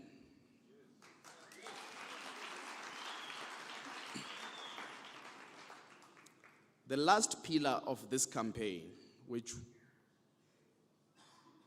will be anchoring a coalition, and we are going to be the steady hand in the room. We will not bully our counterparts. We will respect them. We will robustly negotiate with them, and we will arrive at a coalition government on the floors of the Results Operations Center on the 6-7 November.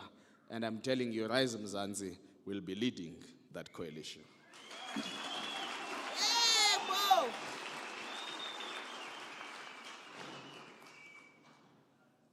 These 6 pillars will be our guiding light as we go out to listen some more to the residents of Johannesburg. We will use them to say to people, this is our framework of negotiation. And then when the time is right, we will come back and launch a plan on how we are going to achieve these 6 pillars.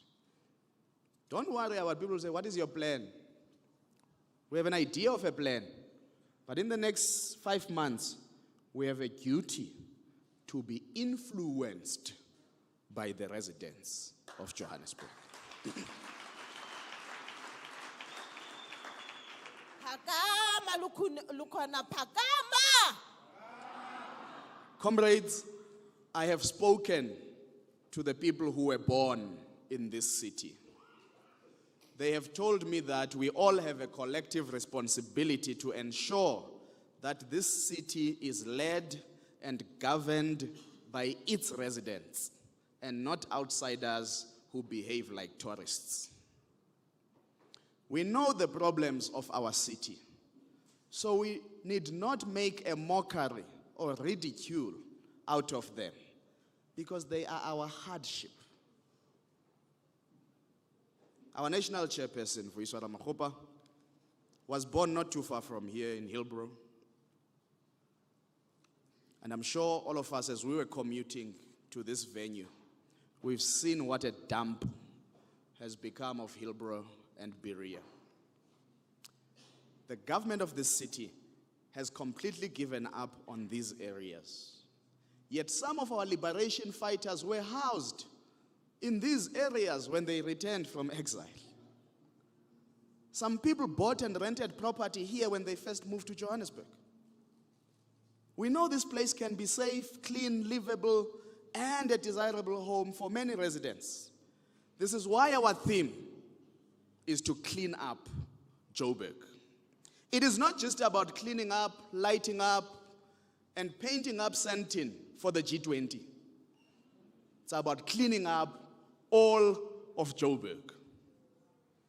And what is most tragic in my discoveries about Joburg,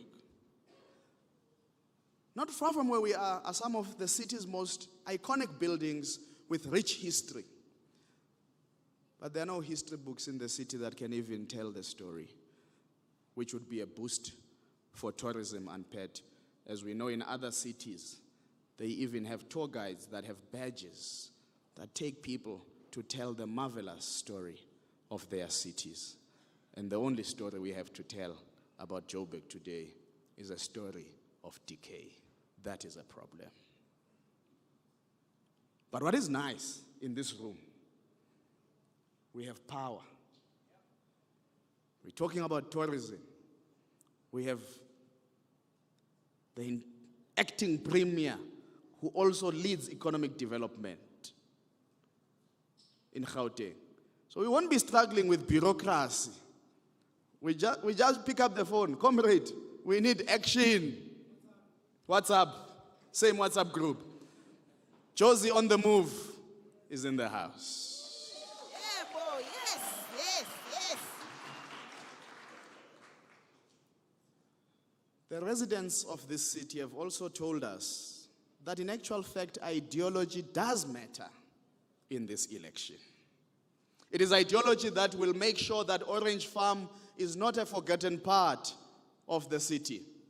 Ideology will ensure that we challenge big business and big property developers without fear or favor. Some who are running in this election even call themselves capitalists. And we know that kind never cares for people.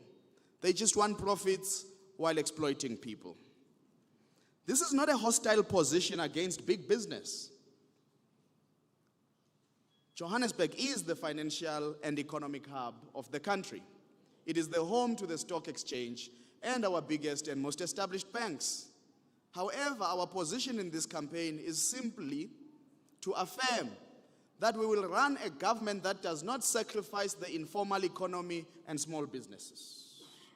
We have a duty towards an equitable regulatory environment. Whether big or small, it must be easy to set up and run your business in Johannesburg.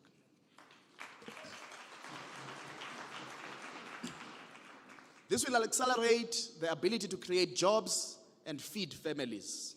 Ideology will determine our resolve to bring public housing closer to workplaces in areas such as Sandton, Rosebank, Waterfall, Sunning Hill, Linden, and so on.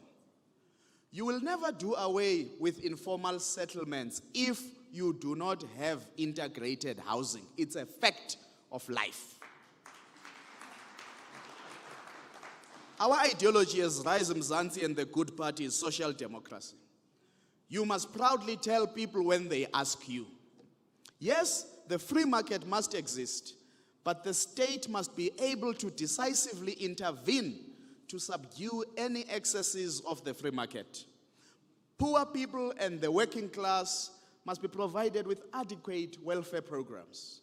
Labor rights must be protected instead of being seen as a stumbling block to investment. Democracy must prevail. The free market and responsible government can work together. And we have seen with the Gautrain, and we believe that acting premier, it's in your capable hands, at least for today. Ideology will influence our strategies for environmental justice and how we plan for climate shocks. When we negotiate climate finance for resilient infrastructure, it will be ideology that puts people first rather than purely technical approaches to climate finance, ensuring a real, just energy transition that saves the environment. Comrades, we are at a crossroads and we are almost out of time. Politics has abandoned the people. Many residents of this city have checked out from exercising their right to vote. Enough research shows this. They no longer trust that their vote can translate into positive outcomes. Yet, the material conditions that make them despair are a product of those who are elected to office. We then have a serious task in the next almost 6 months, where we need to make people understand that voting is an important ticket out of misery.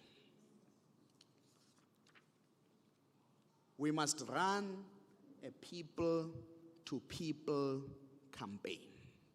We must not obsess about how many votes we will get. We must obsess about how many people we will get into our movement, the people who will make sure we reach all 135 wards of Johannesburg. Every resident matters. People must be free to offer us their time.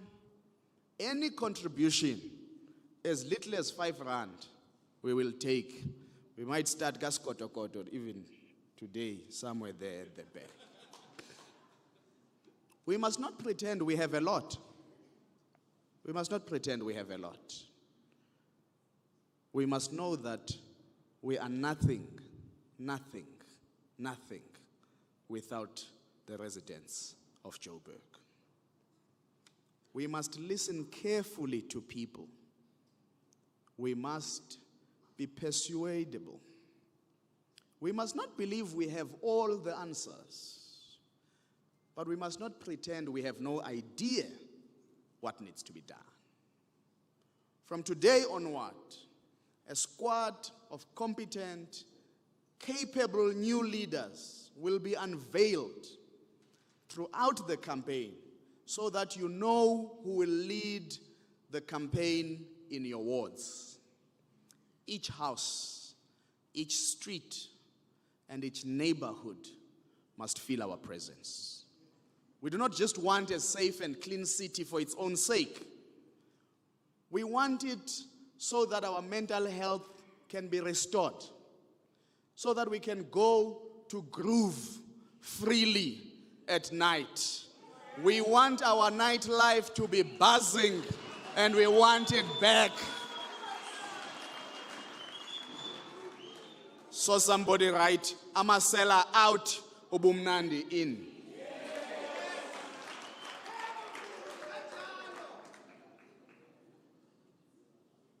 One leader of the ANC, Sbundebele, the former premier of KwaZulu-Natal, once made me understand something in a very profound sense. He said, when we were fighting mobile network operators to expand in KwaZulu-Natal, I said, I hear the stuff about big business and ease of doing business. He said, I just want the citizens of KwaZulu-Natal to be able to jola, date easily. That seeing your girlfriend does not depend on you having to walk kilometers and kilometers because you can't call them. You can call them and check, are you home? So we must humanize governing. Governing is about people, not about big plans and documents. It's about how we improve the quality of life. And we must not pretend we don't love groove. In actual fact, we can turn Johannesburg into the groove capital of the world, and that is an economy.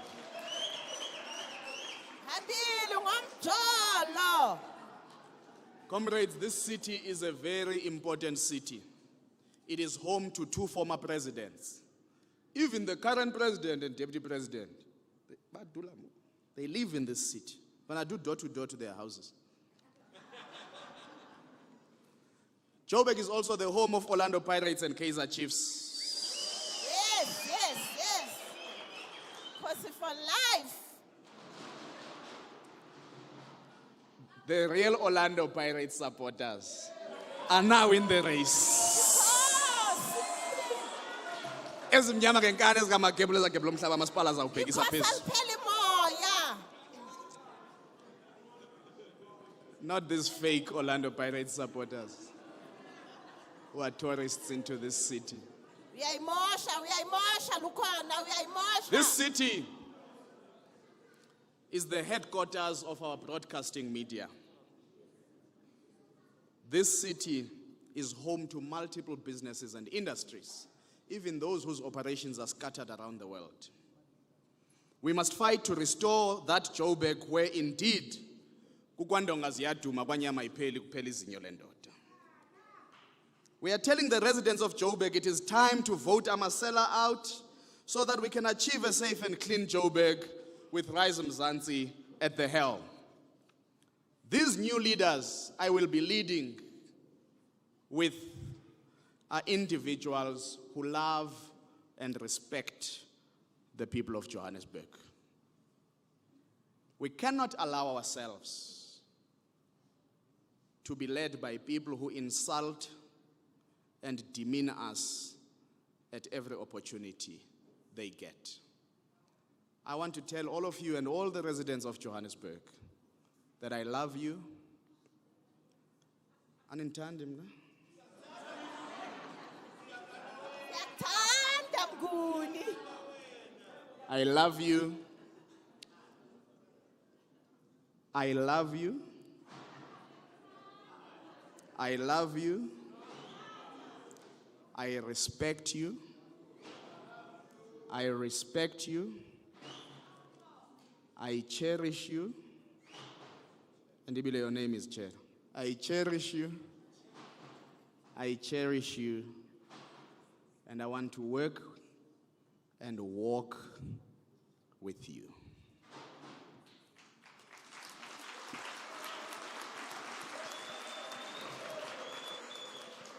Comrades, as I finish, as they say in the streets to Amasela, Uyezu mkhwanas.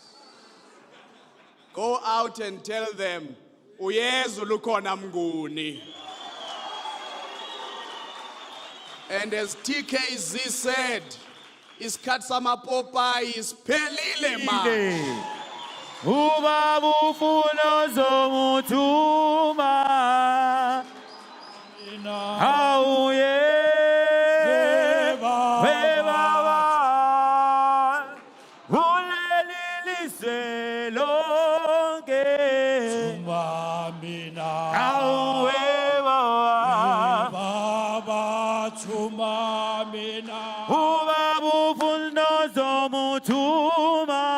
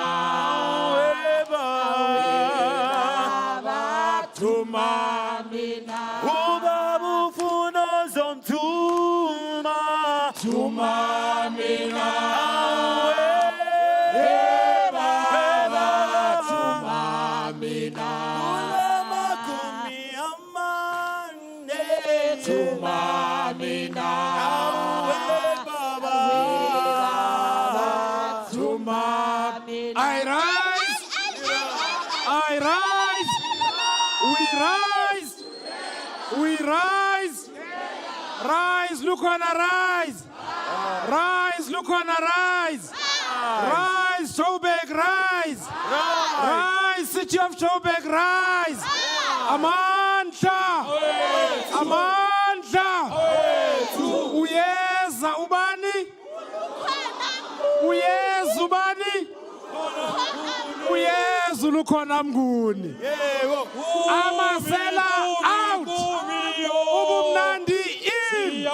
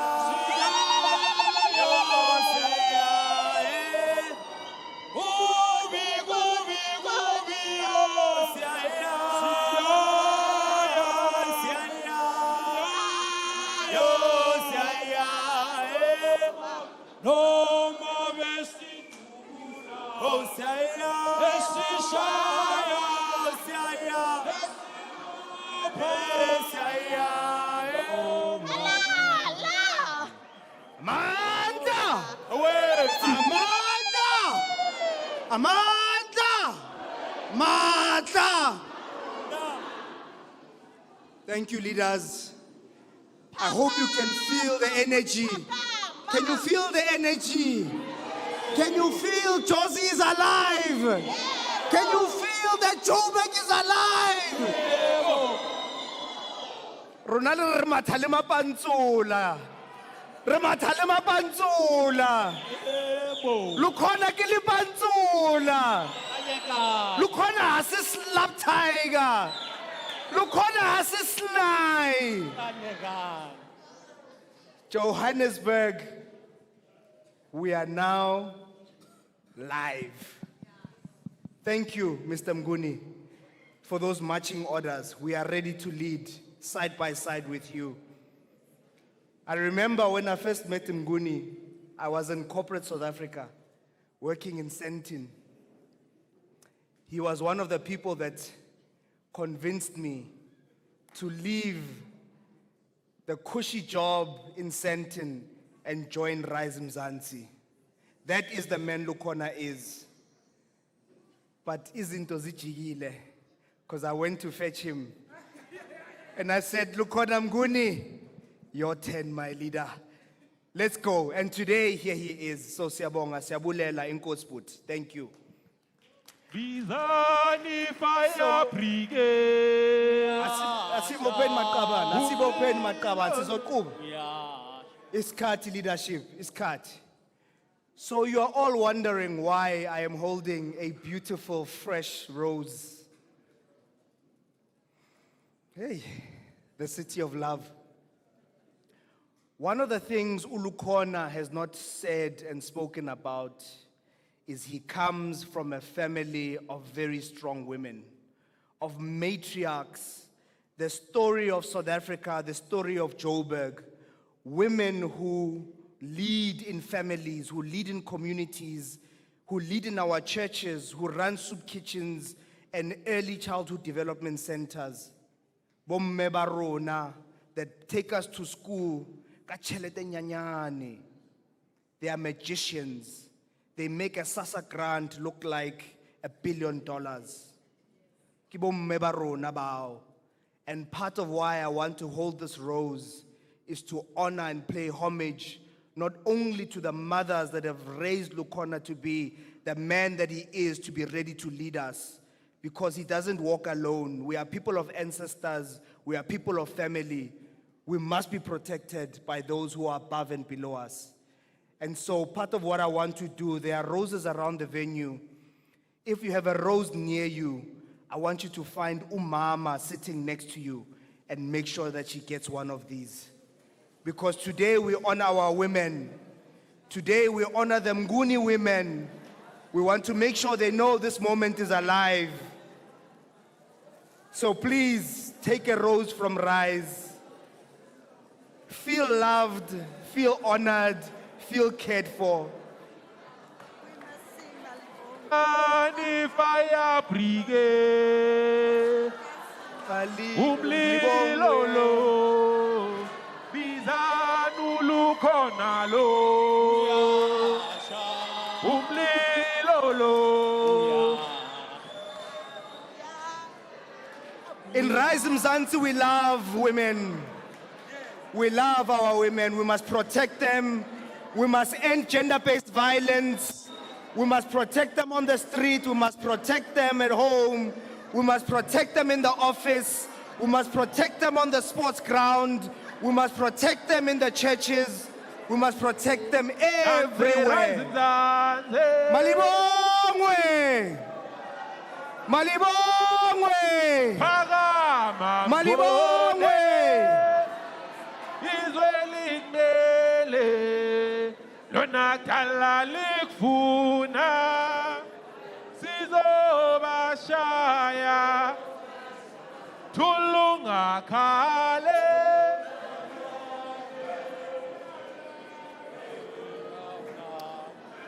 Okay.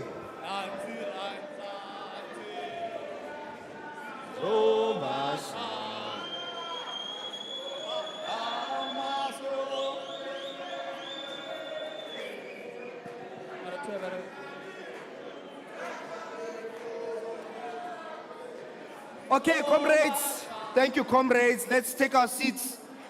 We are almost at the end of our program, but we must complete. If we can sit down.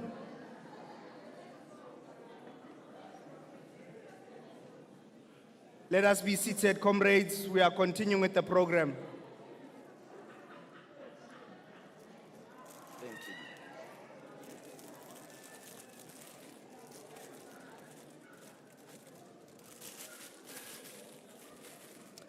Leaders, we are entering the final chapter of our conversation this afternoon. Speaking of amazing women, I want to invite onto the stage one of our new NLC members. She's a fighter. She has been doing a lot of work in the water space. We know that water is life, and Joburg has a challenge with water.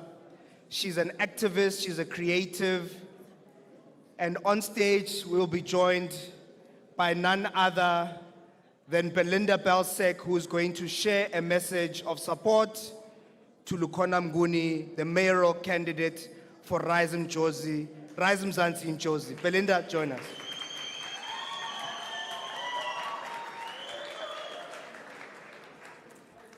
Thanks, Tibza. I rise. I rise. We rise. Together. Thank you, guys. I'm going to keep this quick. I'm brimming with inspiration, Mayor. Is it too soon to call you that? In time, we will be able to position and bestow on South Africa the greatest possible gift, a more human face. Those are the words and the dream of Steve Biko. A shared humanity is, I believe, the beating heart of South Africa and also the beating heart of this city. Biko believed that we could create a South Africa worth living in for all her people. But Joburg is on her knees.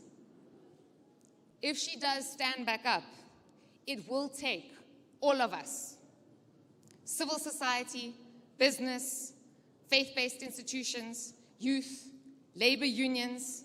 We will need to roll up our sleeves and get the hard work done. But there's good news. Joburg is ready. If you look closely, and I have, you will find there are many whose sleeves are already rolled up. South Africans find a way. They say things like, "a boer maak 'n plan."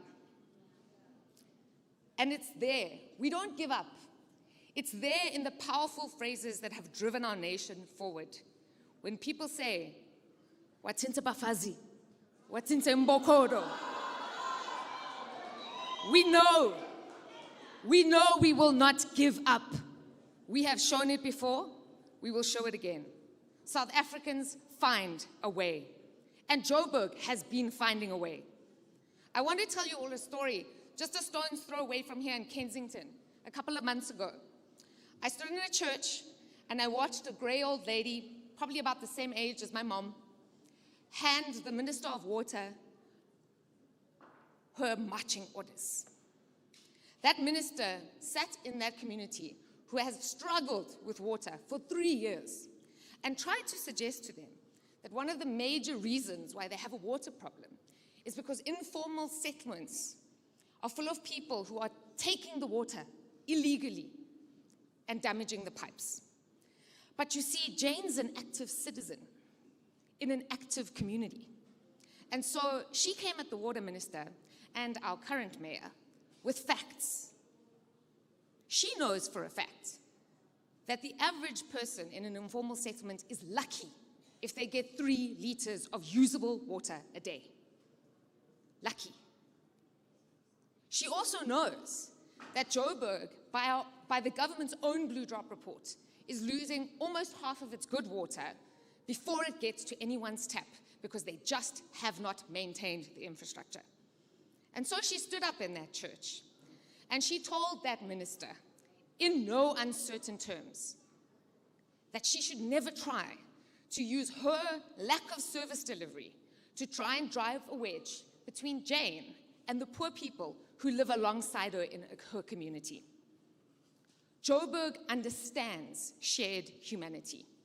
Joburg is full of bright, competent humans ready to play their part to build this city.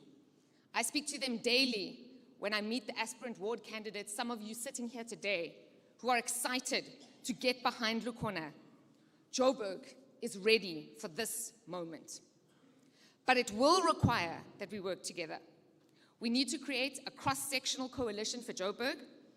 RISE Mzansi is doing the work to assemble capable candidates to stand with Lukhona, because we know if we are going to rebuild this city, we need people with political will to effect change in office.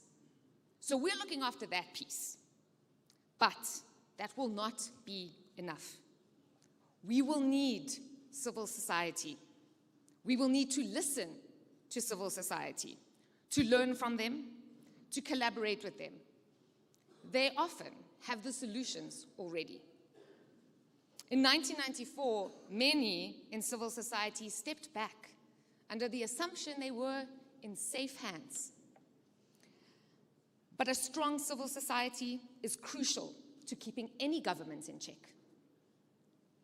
So in the spirit of listening to civil society, I'm really honored to be able to introduce to you our next speaker.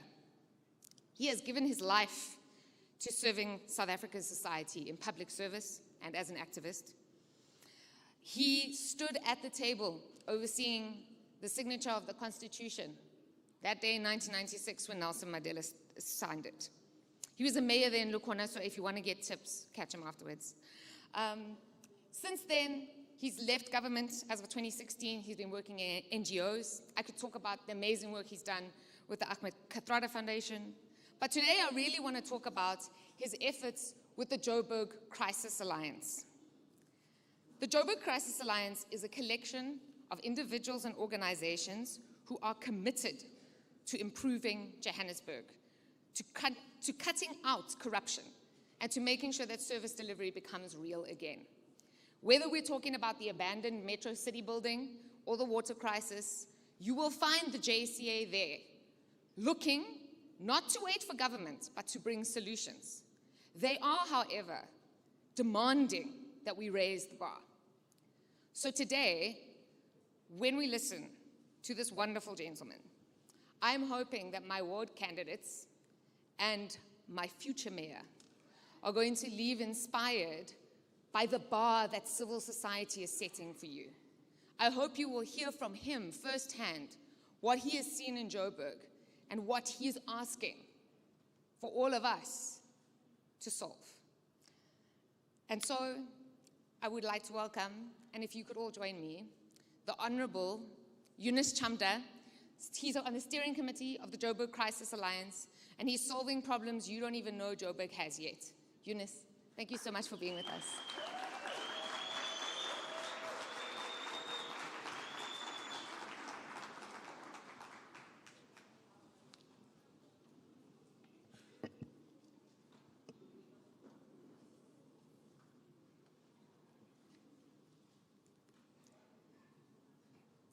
Good afternoon.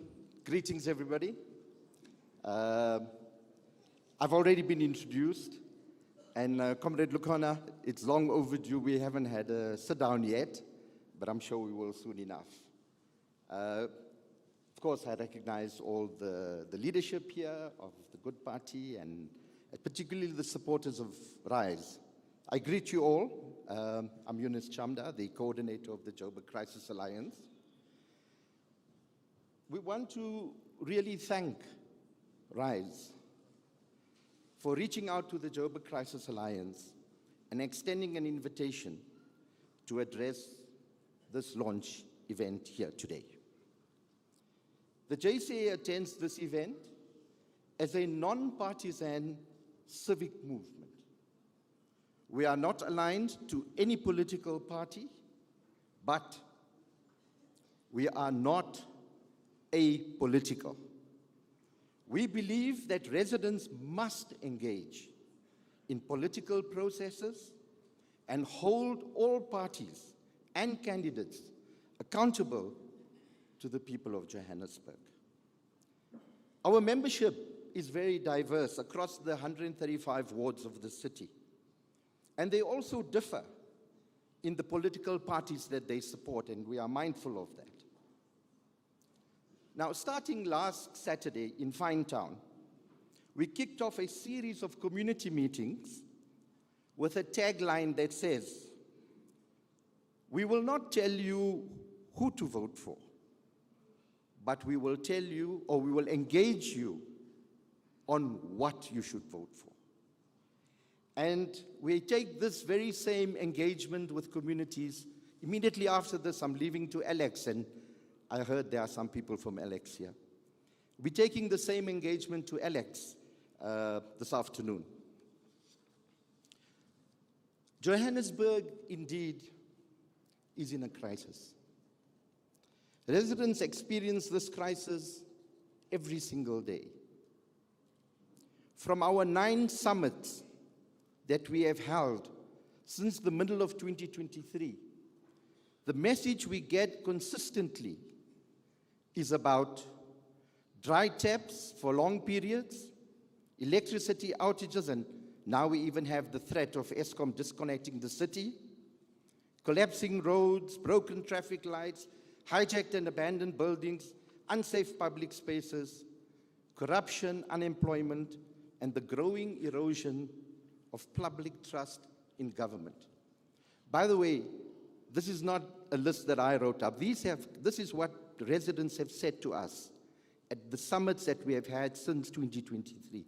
In fact, some of the activists are here, so this came from you at those summits. This is not simply an infrastructure crisis. It is a crisis of governance, accountability, and political leadership. The JCA argues that the collapse of service delivery is fundamentally rooted in political capture and coalition instability that has prioritized positions and patronage over residents and services. The people of Johannesburg are tired of politics that treat the city as a prize to be fought over, instead of a public institution that must serve its residents. The JCA therefore believes that this election must be about rebuilding the social contract between the city and its people. We want all political parties and mayoral candidates, including the RISE Mzansi candidate, to eventually publicly commit to a program to save Joburg. And we, as a civil society organization, will listen carefully, and we will hold you accountable for a capable and local leadership to achieve this. Being a municipal councillor is not merely a political position. It is a solemn duty to serve the residents who call this city their home. Civil society expects commitments from each candidate in 5 areas. The first, which has been the top of our list as the Joburg Crisis Alliance, is about integrity and ethical leadership. We demand leaders who inspire confidence through integrity and competence and have a zero tolerance for corruption. Vetting and transparency. You must be willing, if you are a candidate, to disclose your assets, undergo lifestyle audits, and clear integrity checks. We need an anti-corruption commitment. You must actively oppose political and personal graft networks and support the enforcement of the SIU and Public Protector findings. The second area is about capable governance and financial stability. Johannesburg cannot survive another cycle of instability, opportunism, and governance paralysis. We need realistic planning. Move beyond slogans and tick-box planning exercises. We require clear practical plans for service delivery. Town planning must work, and our plans must be saved from decay at the Metro Center. And by the way, on Wednesday, we will be there as the Joburg Crisis Alliance with our placards to go and demand answers around that Metro Center. Merit-based appointments. We expect you to advocate for merit-based appointments to senior management free from political patronage. Credible, competent, non-partisan people must be appointed to lead boards that manage city services like Joburg Water and City Power. We've been screaming about this issue of the appointment on boards now for a long time, but the city doesn't listen. Financial accountability. Our rates and taxes must be used to ensure maintenance and delivery, not diverted to cover administrative failures. Address lawlessness and make our city safe. The city must tackle abandoned and hijacked buildings, resolve tenure issues, enforce bylaws, and protect residents. And JMPD officials must stop taking bribes. The third area is direct accountability to communities. A councillor's place is in the community, not in the council chamber. Visibility. You must be visible and accessible in your wards, responding to concerns promptly. You must guarantee that residents have a meaningful voice in municipal decision-making and policy, and take resident suggestions seriously. You must partner with organizations, NGOs, business forums, local associations, give them feedback and meaningful participation in their neighborhoods and in the city we care for and are already working to fix. Performance oversight. You must be open to this idea of independent performance assessments. I know once people are in government, they don't want independent performance assessments. They want to keep the performance assessments internally, especially for executive roles, including that of mayors and MMCs and MECs. Fourthly, the restoration of basic services. The ongoing water and electricity crisis has eroded public trust. Our city is not clean. Our roads are littered with potholes. Our inner cities are unsafe. We expect immediate focus on fixing broken infrastructure and restoring consistent services to all, especially vulnerable communities. Residents deserve clean water flowing from their taps every day. Water infrastructure cannot be neglected or treated as a political football. Johannesburg Water must be properly governed, properly funded, and publicly accountable. Affordable and reliable electricity, where poor people can get free services and decisive action is taken against those who can afford to pay. Clean, safe, functioning public spaces. Residents want roads repaired, traffic lights functioning, illegal dumping removed, sidewalks clean, and public spaces restored through partnerships between communities and government. But we must be pro-poor. Informal settlements and vulnerable sectors should be provided with basic services for free. Fifthly, and lastly, a city that works for young people. As the Joburg Crisis Alliance, we have now just established a youth forum, simply to get young people to start getting involved in the activities of the Joburg Crisis Alliance. Young people cannot inherit a broken city. They are in the majority in the city, and our future, we want commitments that promote job creation. Job seekers and newly employed workers should travel affordably, and it should be easy for young entrepreneurs to start up a business. Care for children. Public amenities such as swimming pools should be open and promote youth development, and children should have safe ECD facilities. So in conclusion, the JCEA is not here to endorse parties or candidates. We are here to insist that whoever seeks to govern Johannesburg must answer to its residents. We as the JCA, we will engage all political formations. We will measure promises against action. And by the way, after this election, we will continue organizing to ensure commitments to the people of Johannesburg are honored. Johannesburg belongs to its residents, not to coalitions or connected elites. We seek leaders to view local government as a mission to rebuild, not a prize to be won.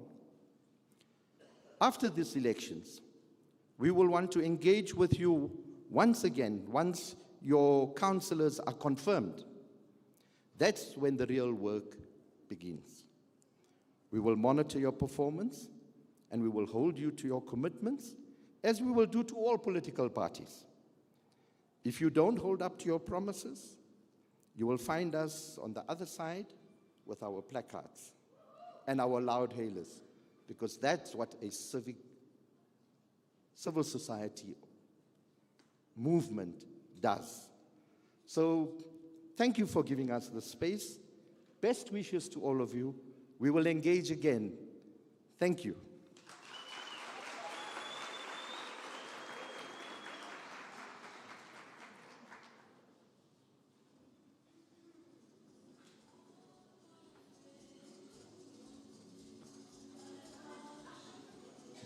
Amandla awethu phansi amasela phansi phakama mnguni phakama sanibonani dumelang namaste good afternoon now assalamu alaikum. There's a quote that stays with me for quite some time now, and that is, politics is too important to be left to politicians.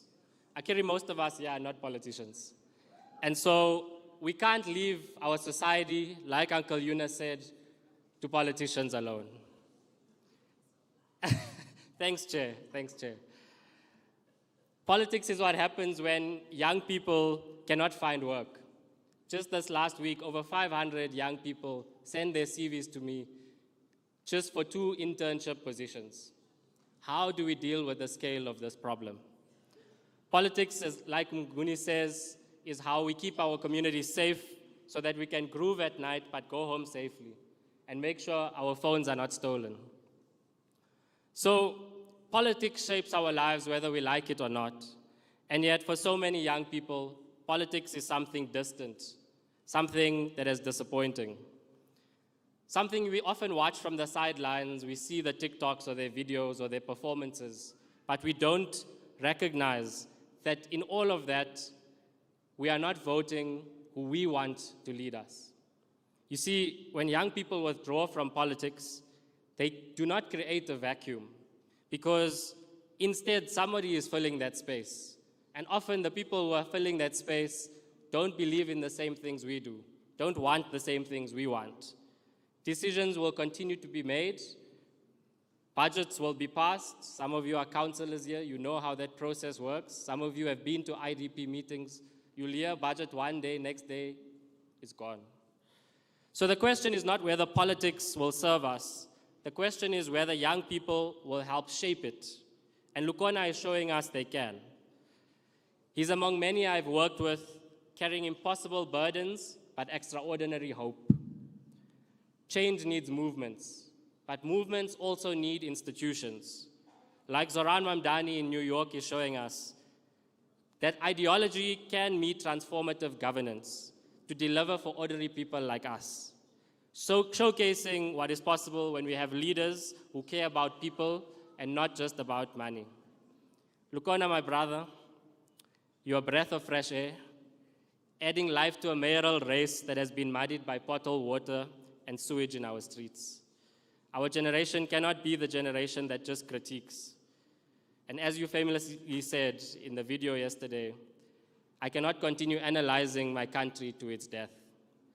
I walk with you hand in hand, boots and brains, because you have helped us discover our generational mission and what that must be, and what we all must do to fulfill it. If FISMA's taught me anything, is that we can chant, work, and shout at the same time. And pass, by the way. We must become the generation that takes charge and occupies leadership seriously, like you display. This brings me to our next speaker. I know she is between you and lunch, comrades. But please bear with us, because we want a provocation from a young person who will challenge us in this room, who will challenge the leadership on what we actually must be focused on. A young social entrepreneur, innovator, leader, working at the frontier of education. She has spent the last decade reimagining how we must prepare young people for this future that Lukona is speaking about, where skills must meet the job opportunities, where education that we're receiving is empowering and not disarming. Through ThinkShift Education Solutions, she has helped over 100,000 learners across this country and has worked alongside organizations like UNICEF and the Department of Education. She is born and raised in Soweto by 1976 activists. She carries a legacy of struggle and transformation in every space she enters. She is an Ashoka Fellow, a Forbes 30 Under 30 honorary, a MasterCard Foundation EdTech Fellow, and one of Africa's young leaders shaping the future. Please join me in welcoming Busi Mkombozi Pue to share us with critical provocations. Sizojike izinto wemukalelani wemukalelani sizojike izinto wemukalelani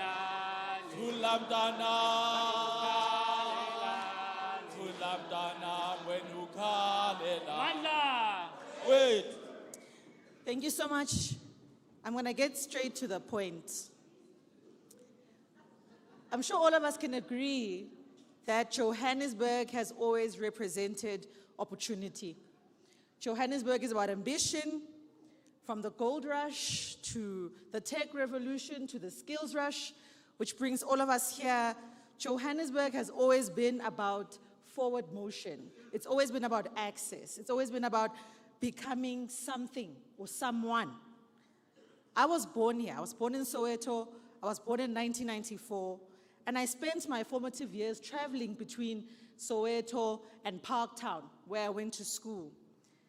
For me, coming to this city every day represented access to world-class education.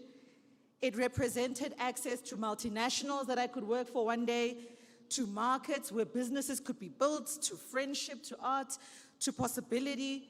Because listen, if you come from a township, you know that there's nothing glamorous about being from Soweto. There's nothing glamorous about that cold bath in a basin and an hour commute before the sun has even had a chance to rise just to get to school.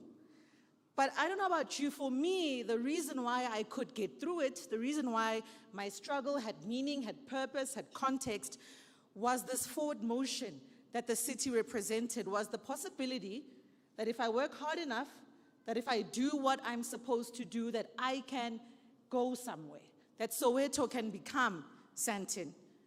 And in my lifetime, I graduated school. This is the city where I built my business at 21, being a fresh-faced kid, building from Wits University lecture halls. I lived in Marshalltown, just a walk away from our first client, ABSA. A few months from then, Constitution Hill, and then down in Houghton, the Nelson Mandela Foundation.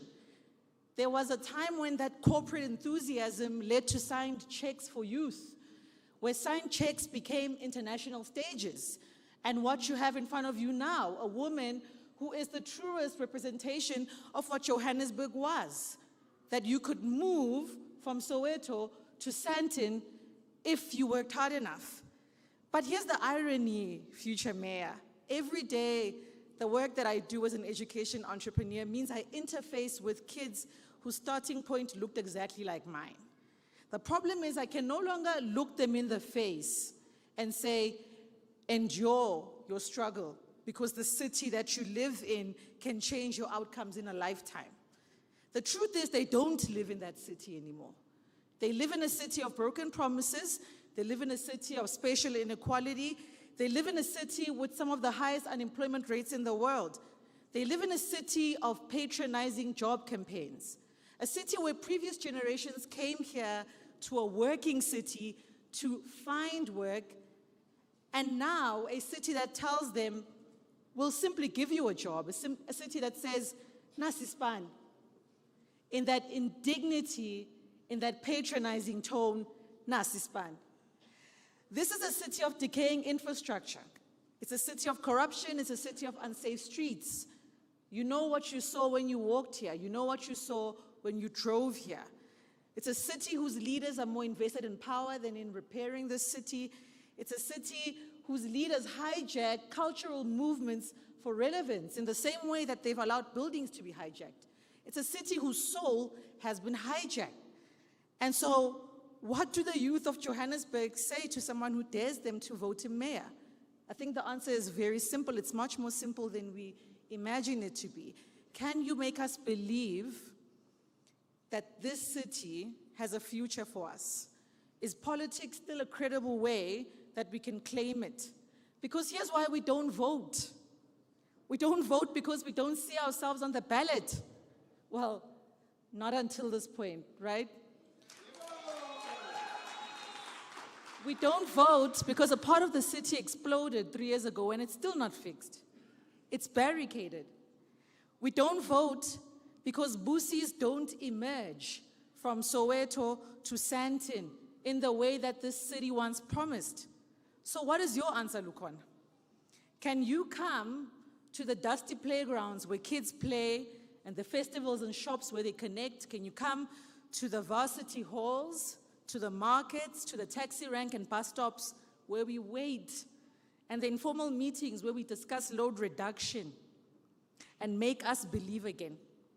We want to believe in new leaders. Can you make us believe in a new city, in a world-class African city? Can you come to us and evoke June 16?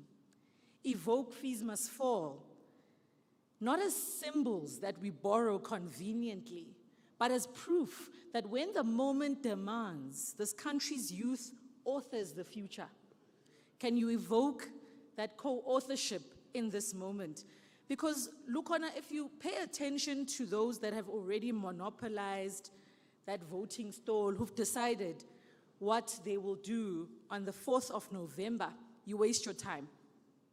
But if you turn your attention squarely to us, if you bring us to the voting stall, then we will elect you. And so the mandate is very simple from the youth. It's give us a new politics. Bring back the soul of this city. Thank you.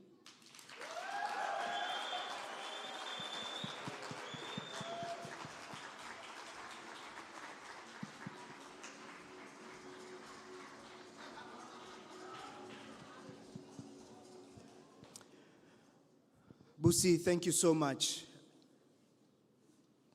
Mr. Lukhona, candidate mayor of Johannesburg, I hope you've heard. The youth are the biggest shareholder of Mzansi Pty Limited. If you don't hear them, you don't hear nothing. So I hope you've heard them. I hope you've heard Eunice, who's spoken from civil society, who are going to hold you accountable. You don't get a free pass. You must deliver, and we are all watching.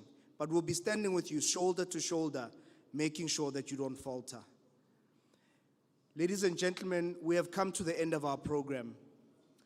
I want to thank you all for being such incredible citizens of Joburg and an audience. I want to thank our guest speakers who came here to share their wisdom with us and ask difficult questions of what must be achieved over the next 6 months and beyond. I want to thank the media who were here to make sure that the voice and the stories of this movement, RISE Mzansi, can be carried to the homes of other South Africans outside of this room. We thank you. The media is a crucial part of our democracy, and we must continue to honor them. I want to thank our candidates. Today might have been about Lukhona Mnguni, but there are people in this room that are going to put up their hands to lead their wards so that we can build better, stronger, and cleaner communities.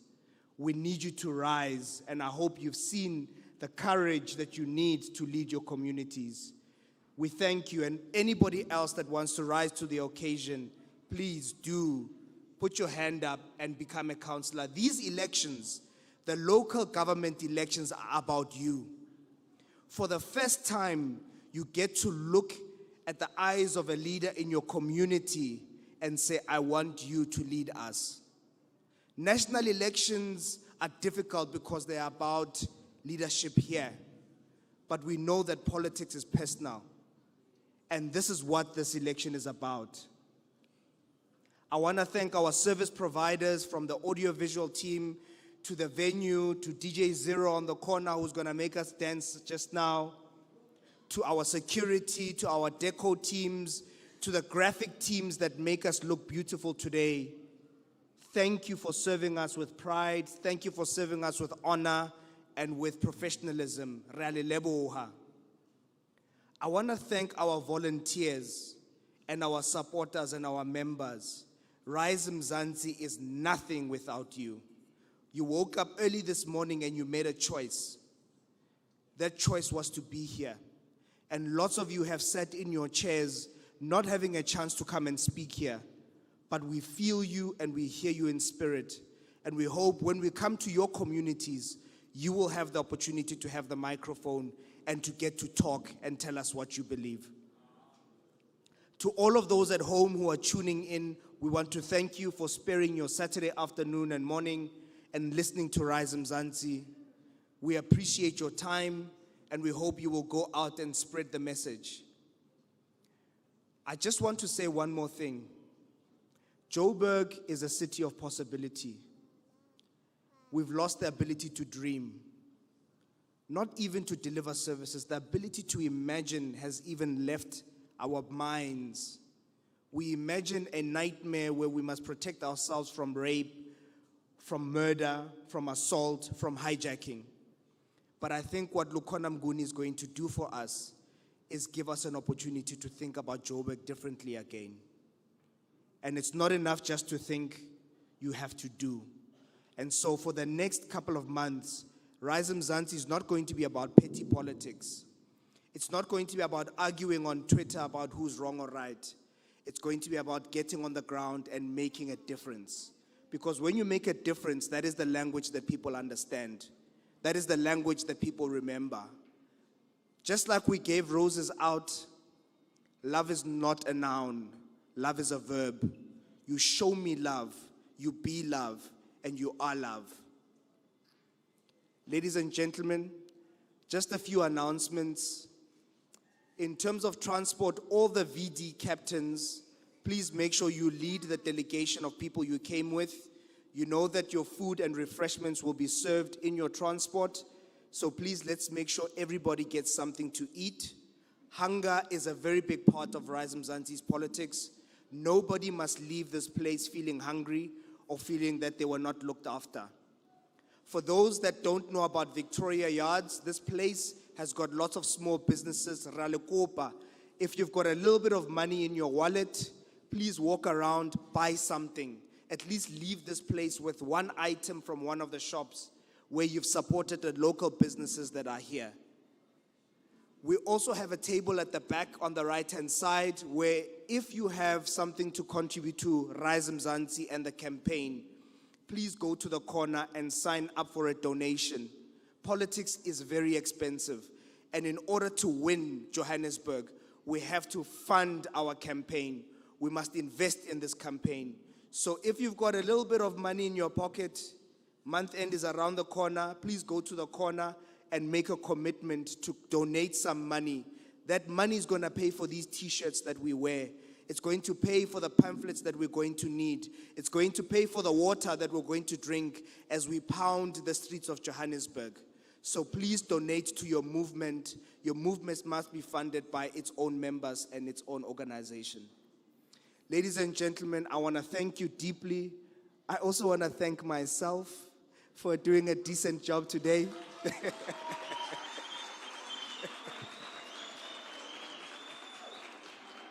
My name is Tebogo, so gratitude is in my DNA. We must love ourselves. Self-love is a very important thing. We tate, we tlokomele, because that is the baseline that allows other people to treat you in the way that you deserve. So, ladies and gentlemen, without further ado, we're going to play a bit of music. Re kopa le jiveng nyana, tlo dlala piano nyana, re batla bona ntho tse mnate, because Josie is about groove. Amasela out, ubumnandi. Amandla! Amandla! Long live, Lukhona, long live! Phakama Lukhona phakama. Rise Mzansi rise. Rise Mzansi rise. I rise. We rise. Together. We rise. Together. Thank you very much.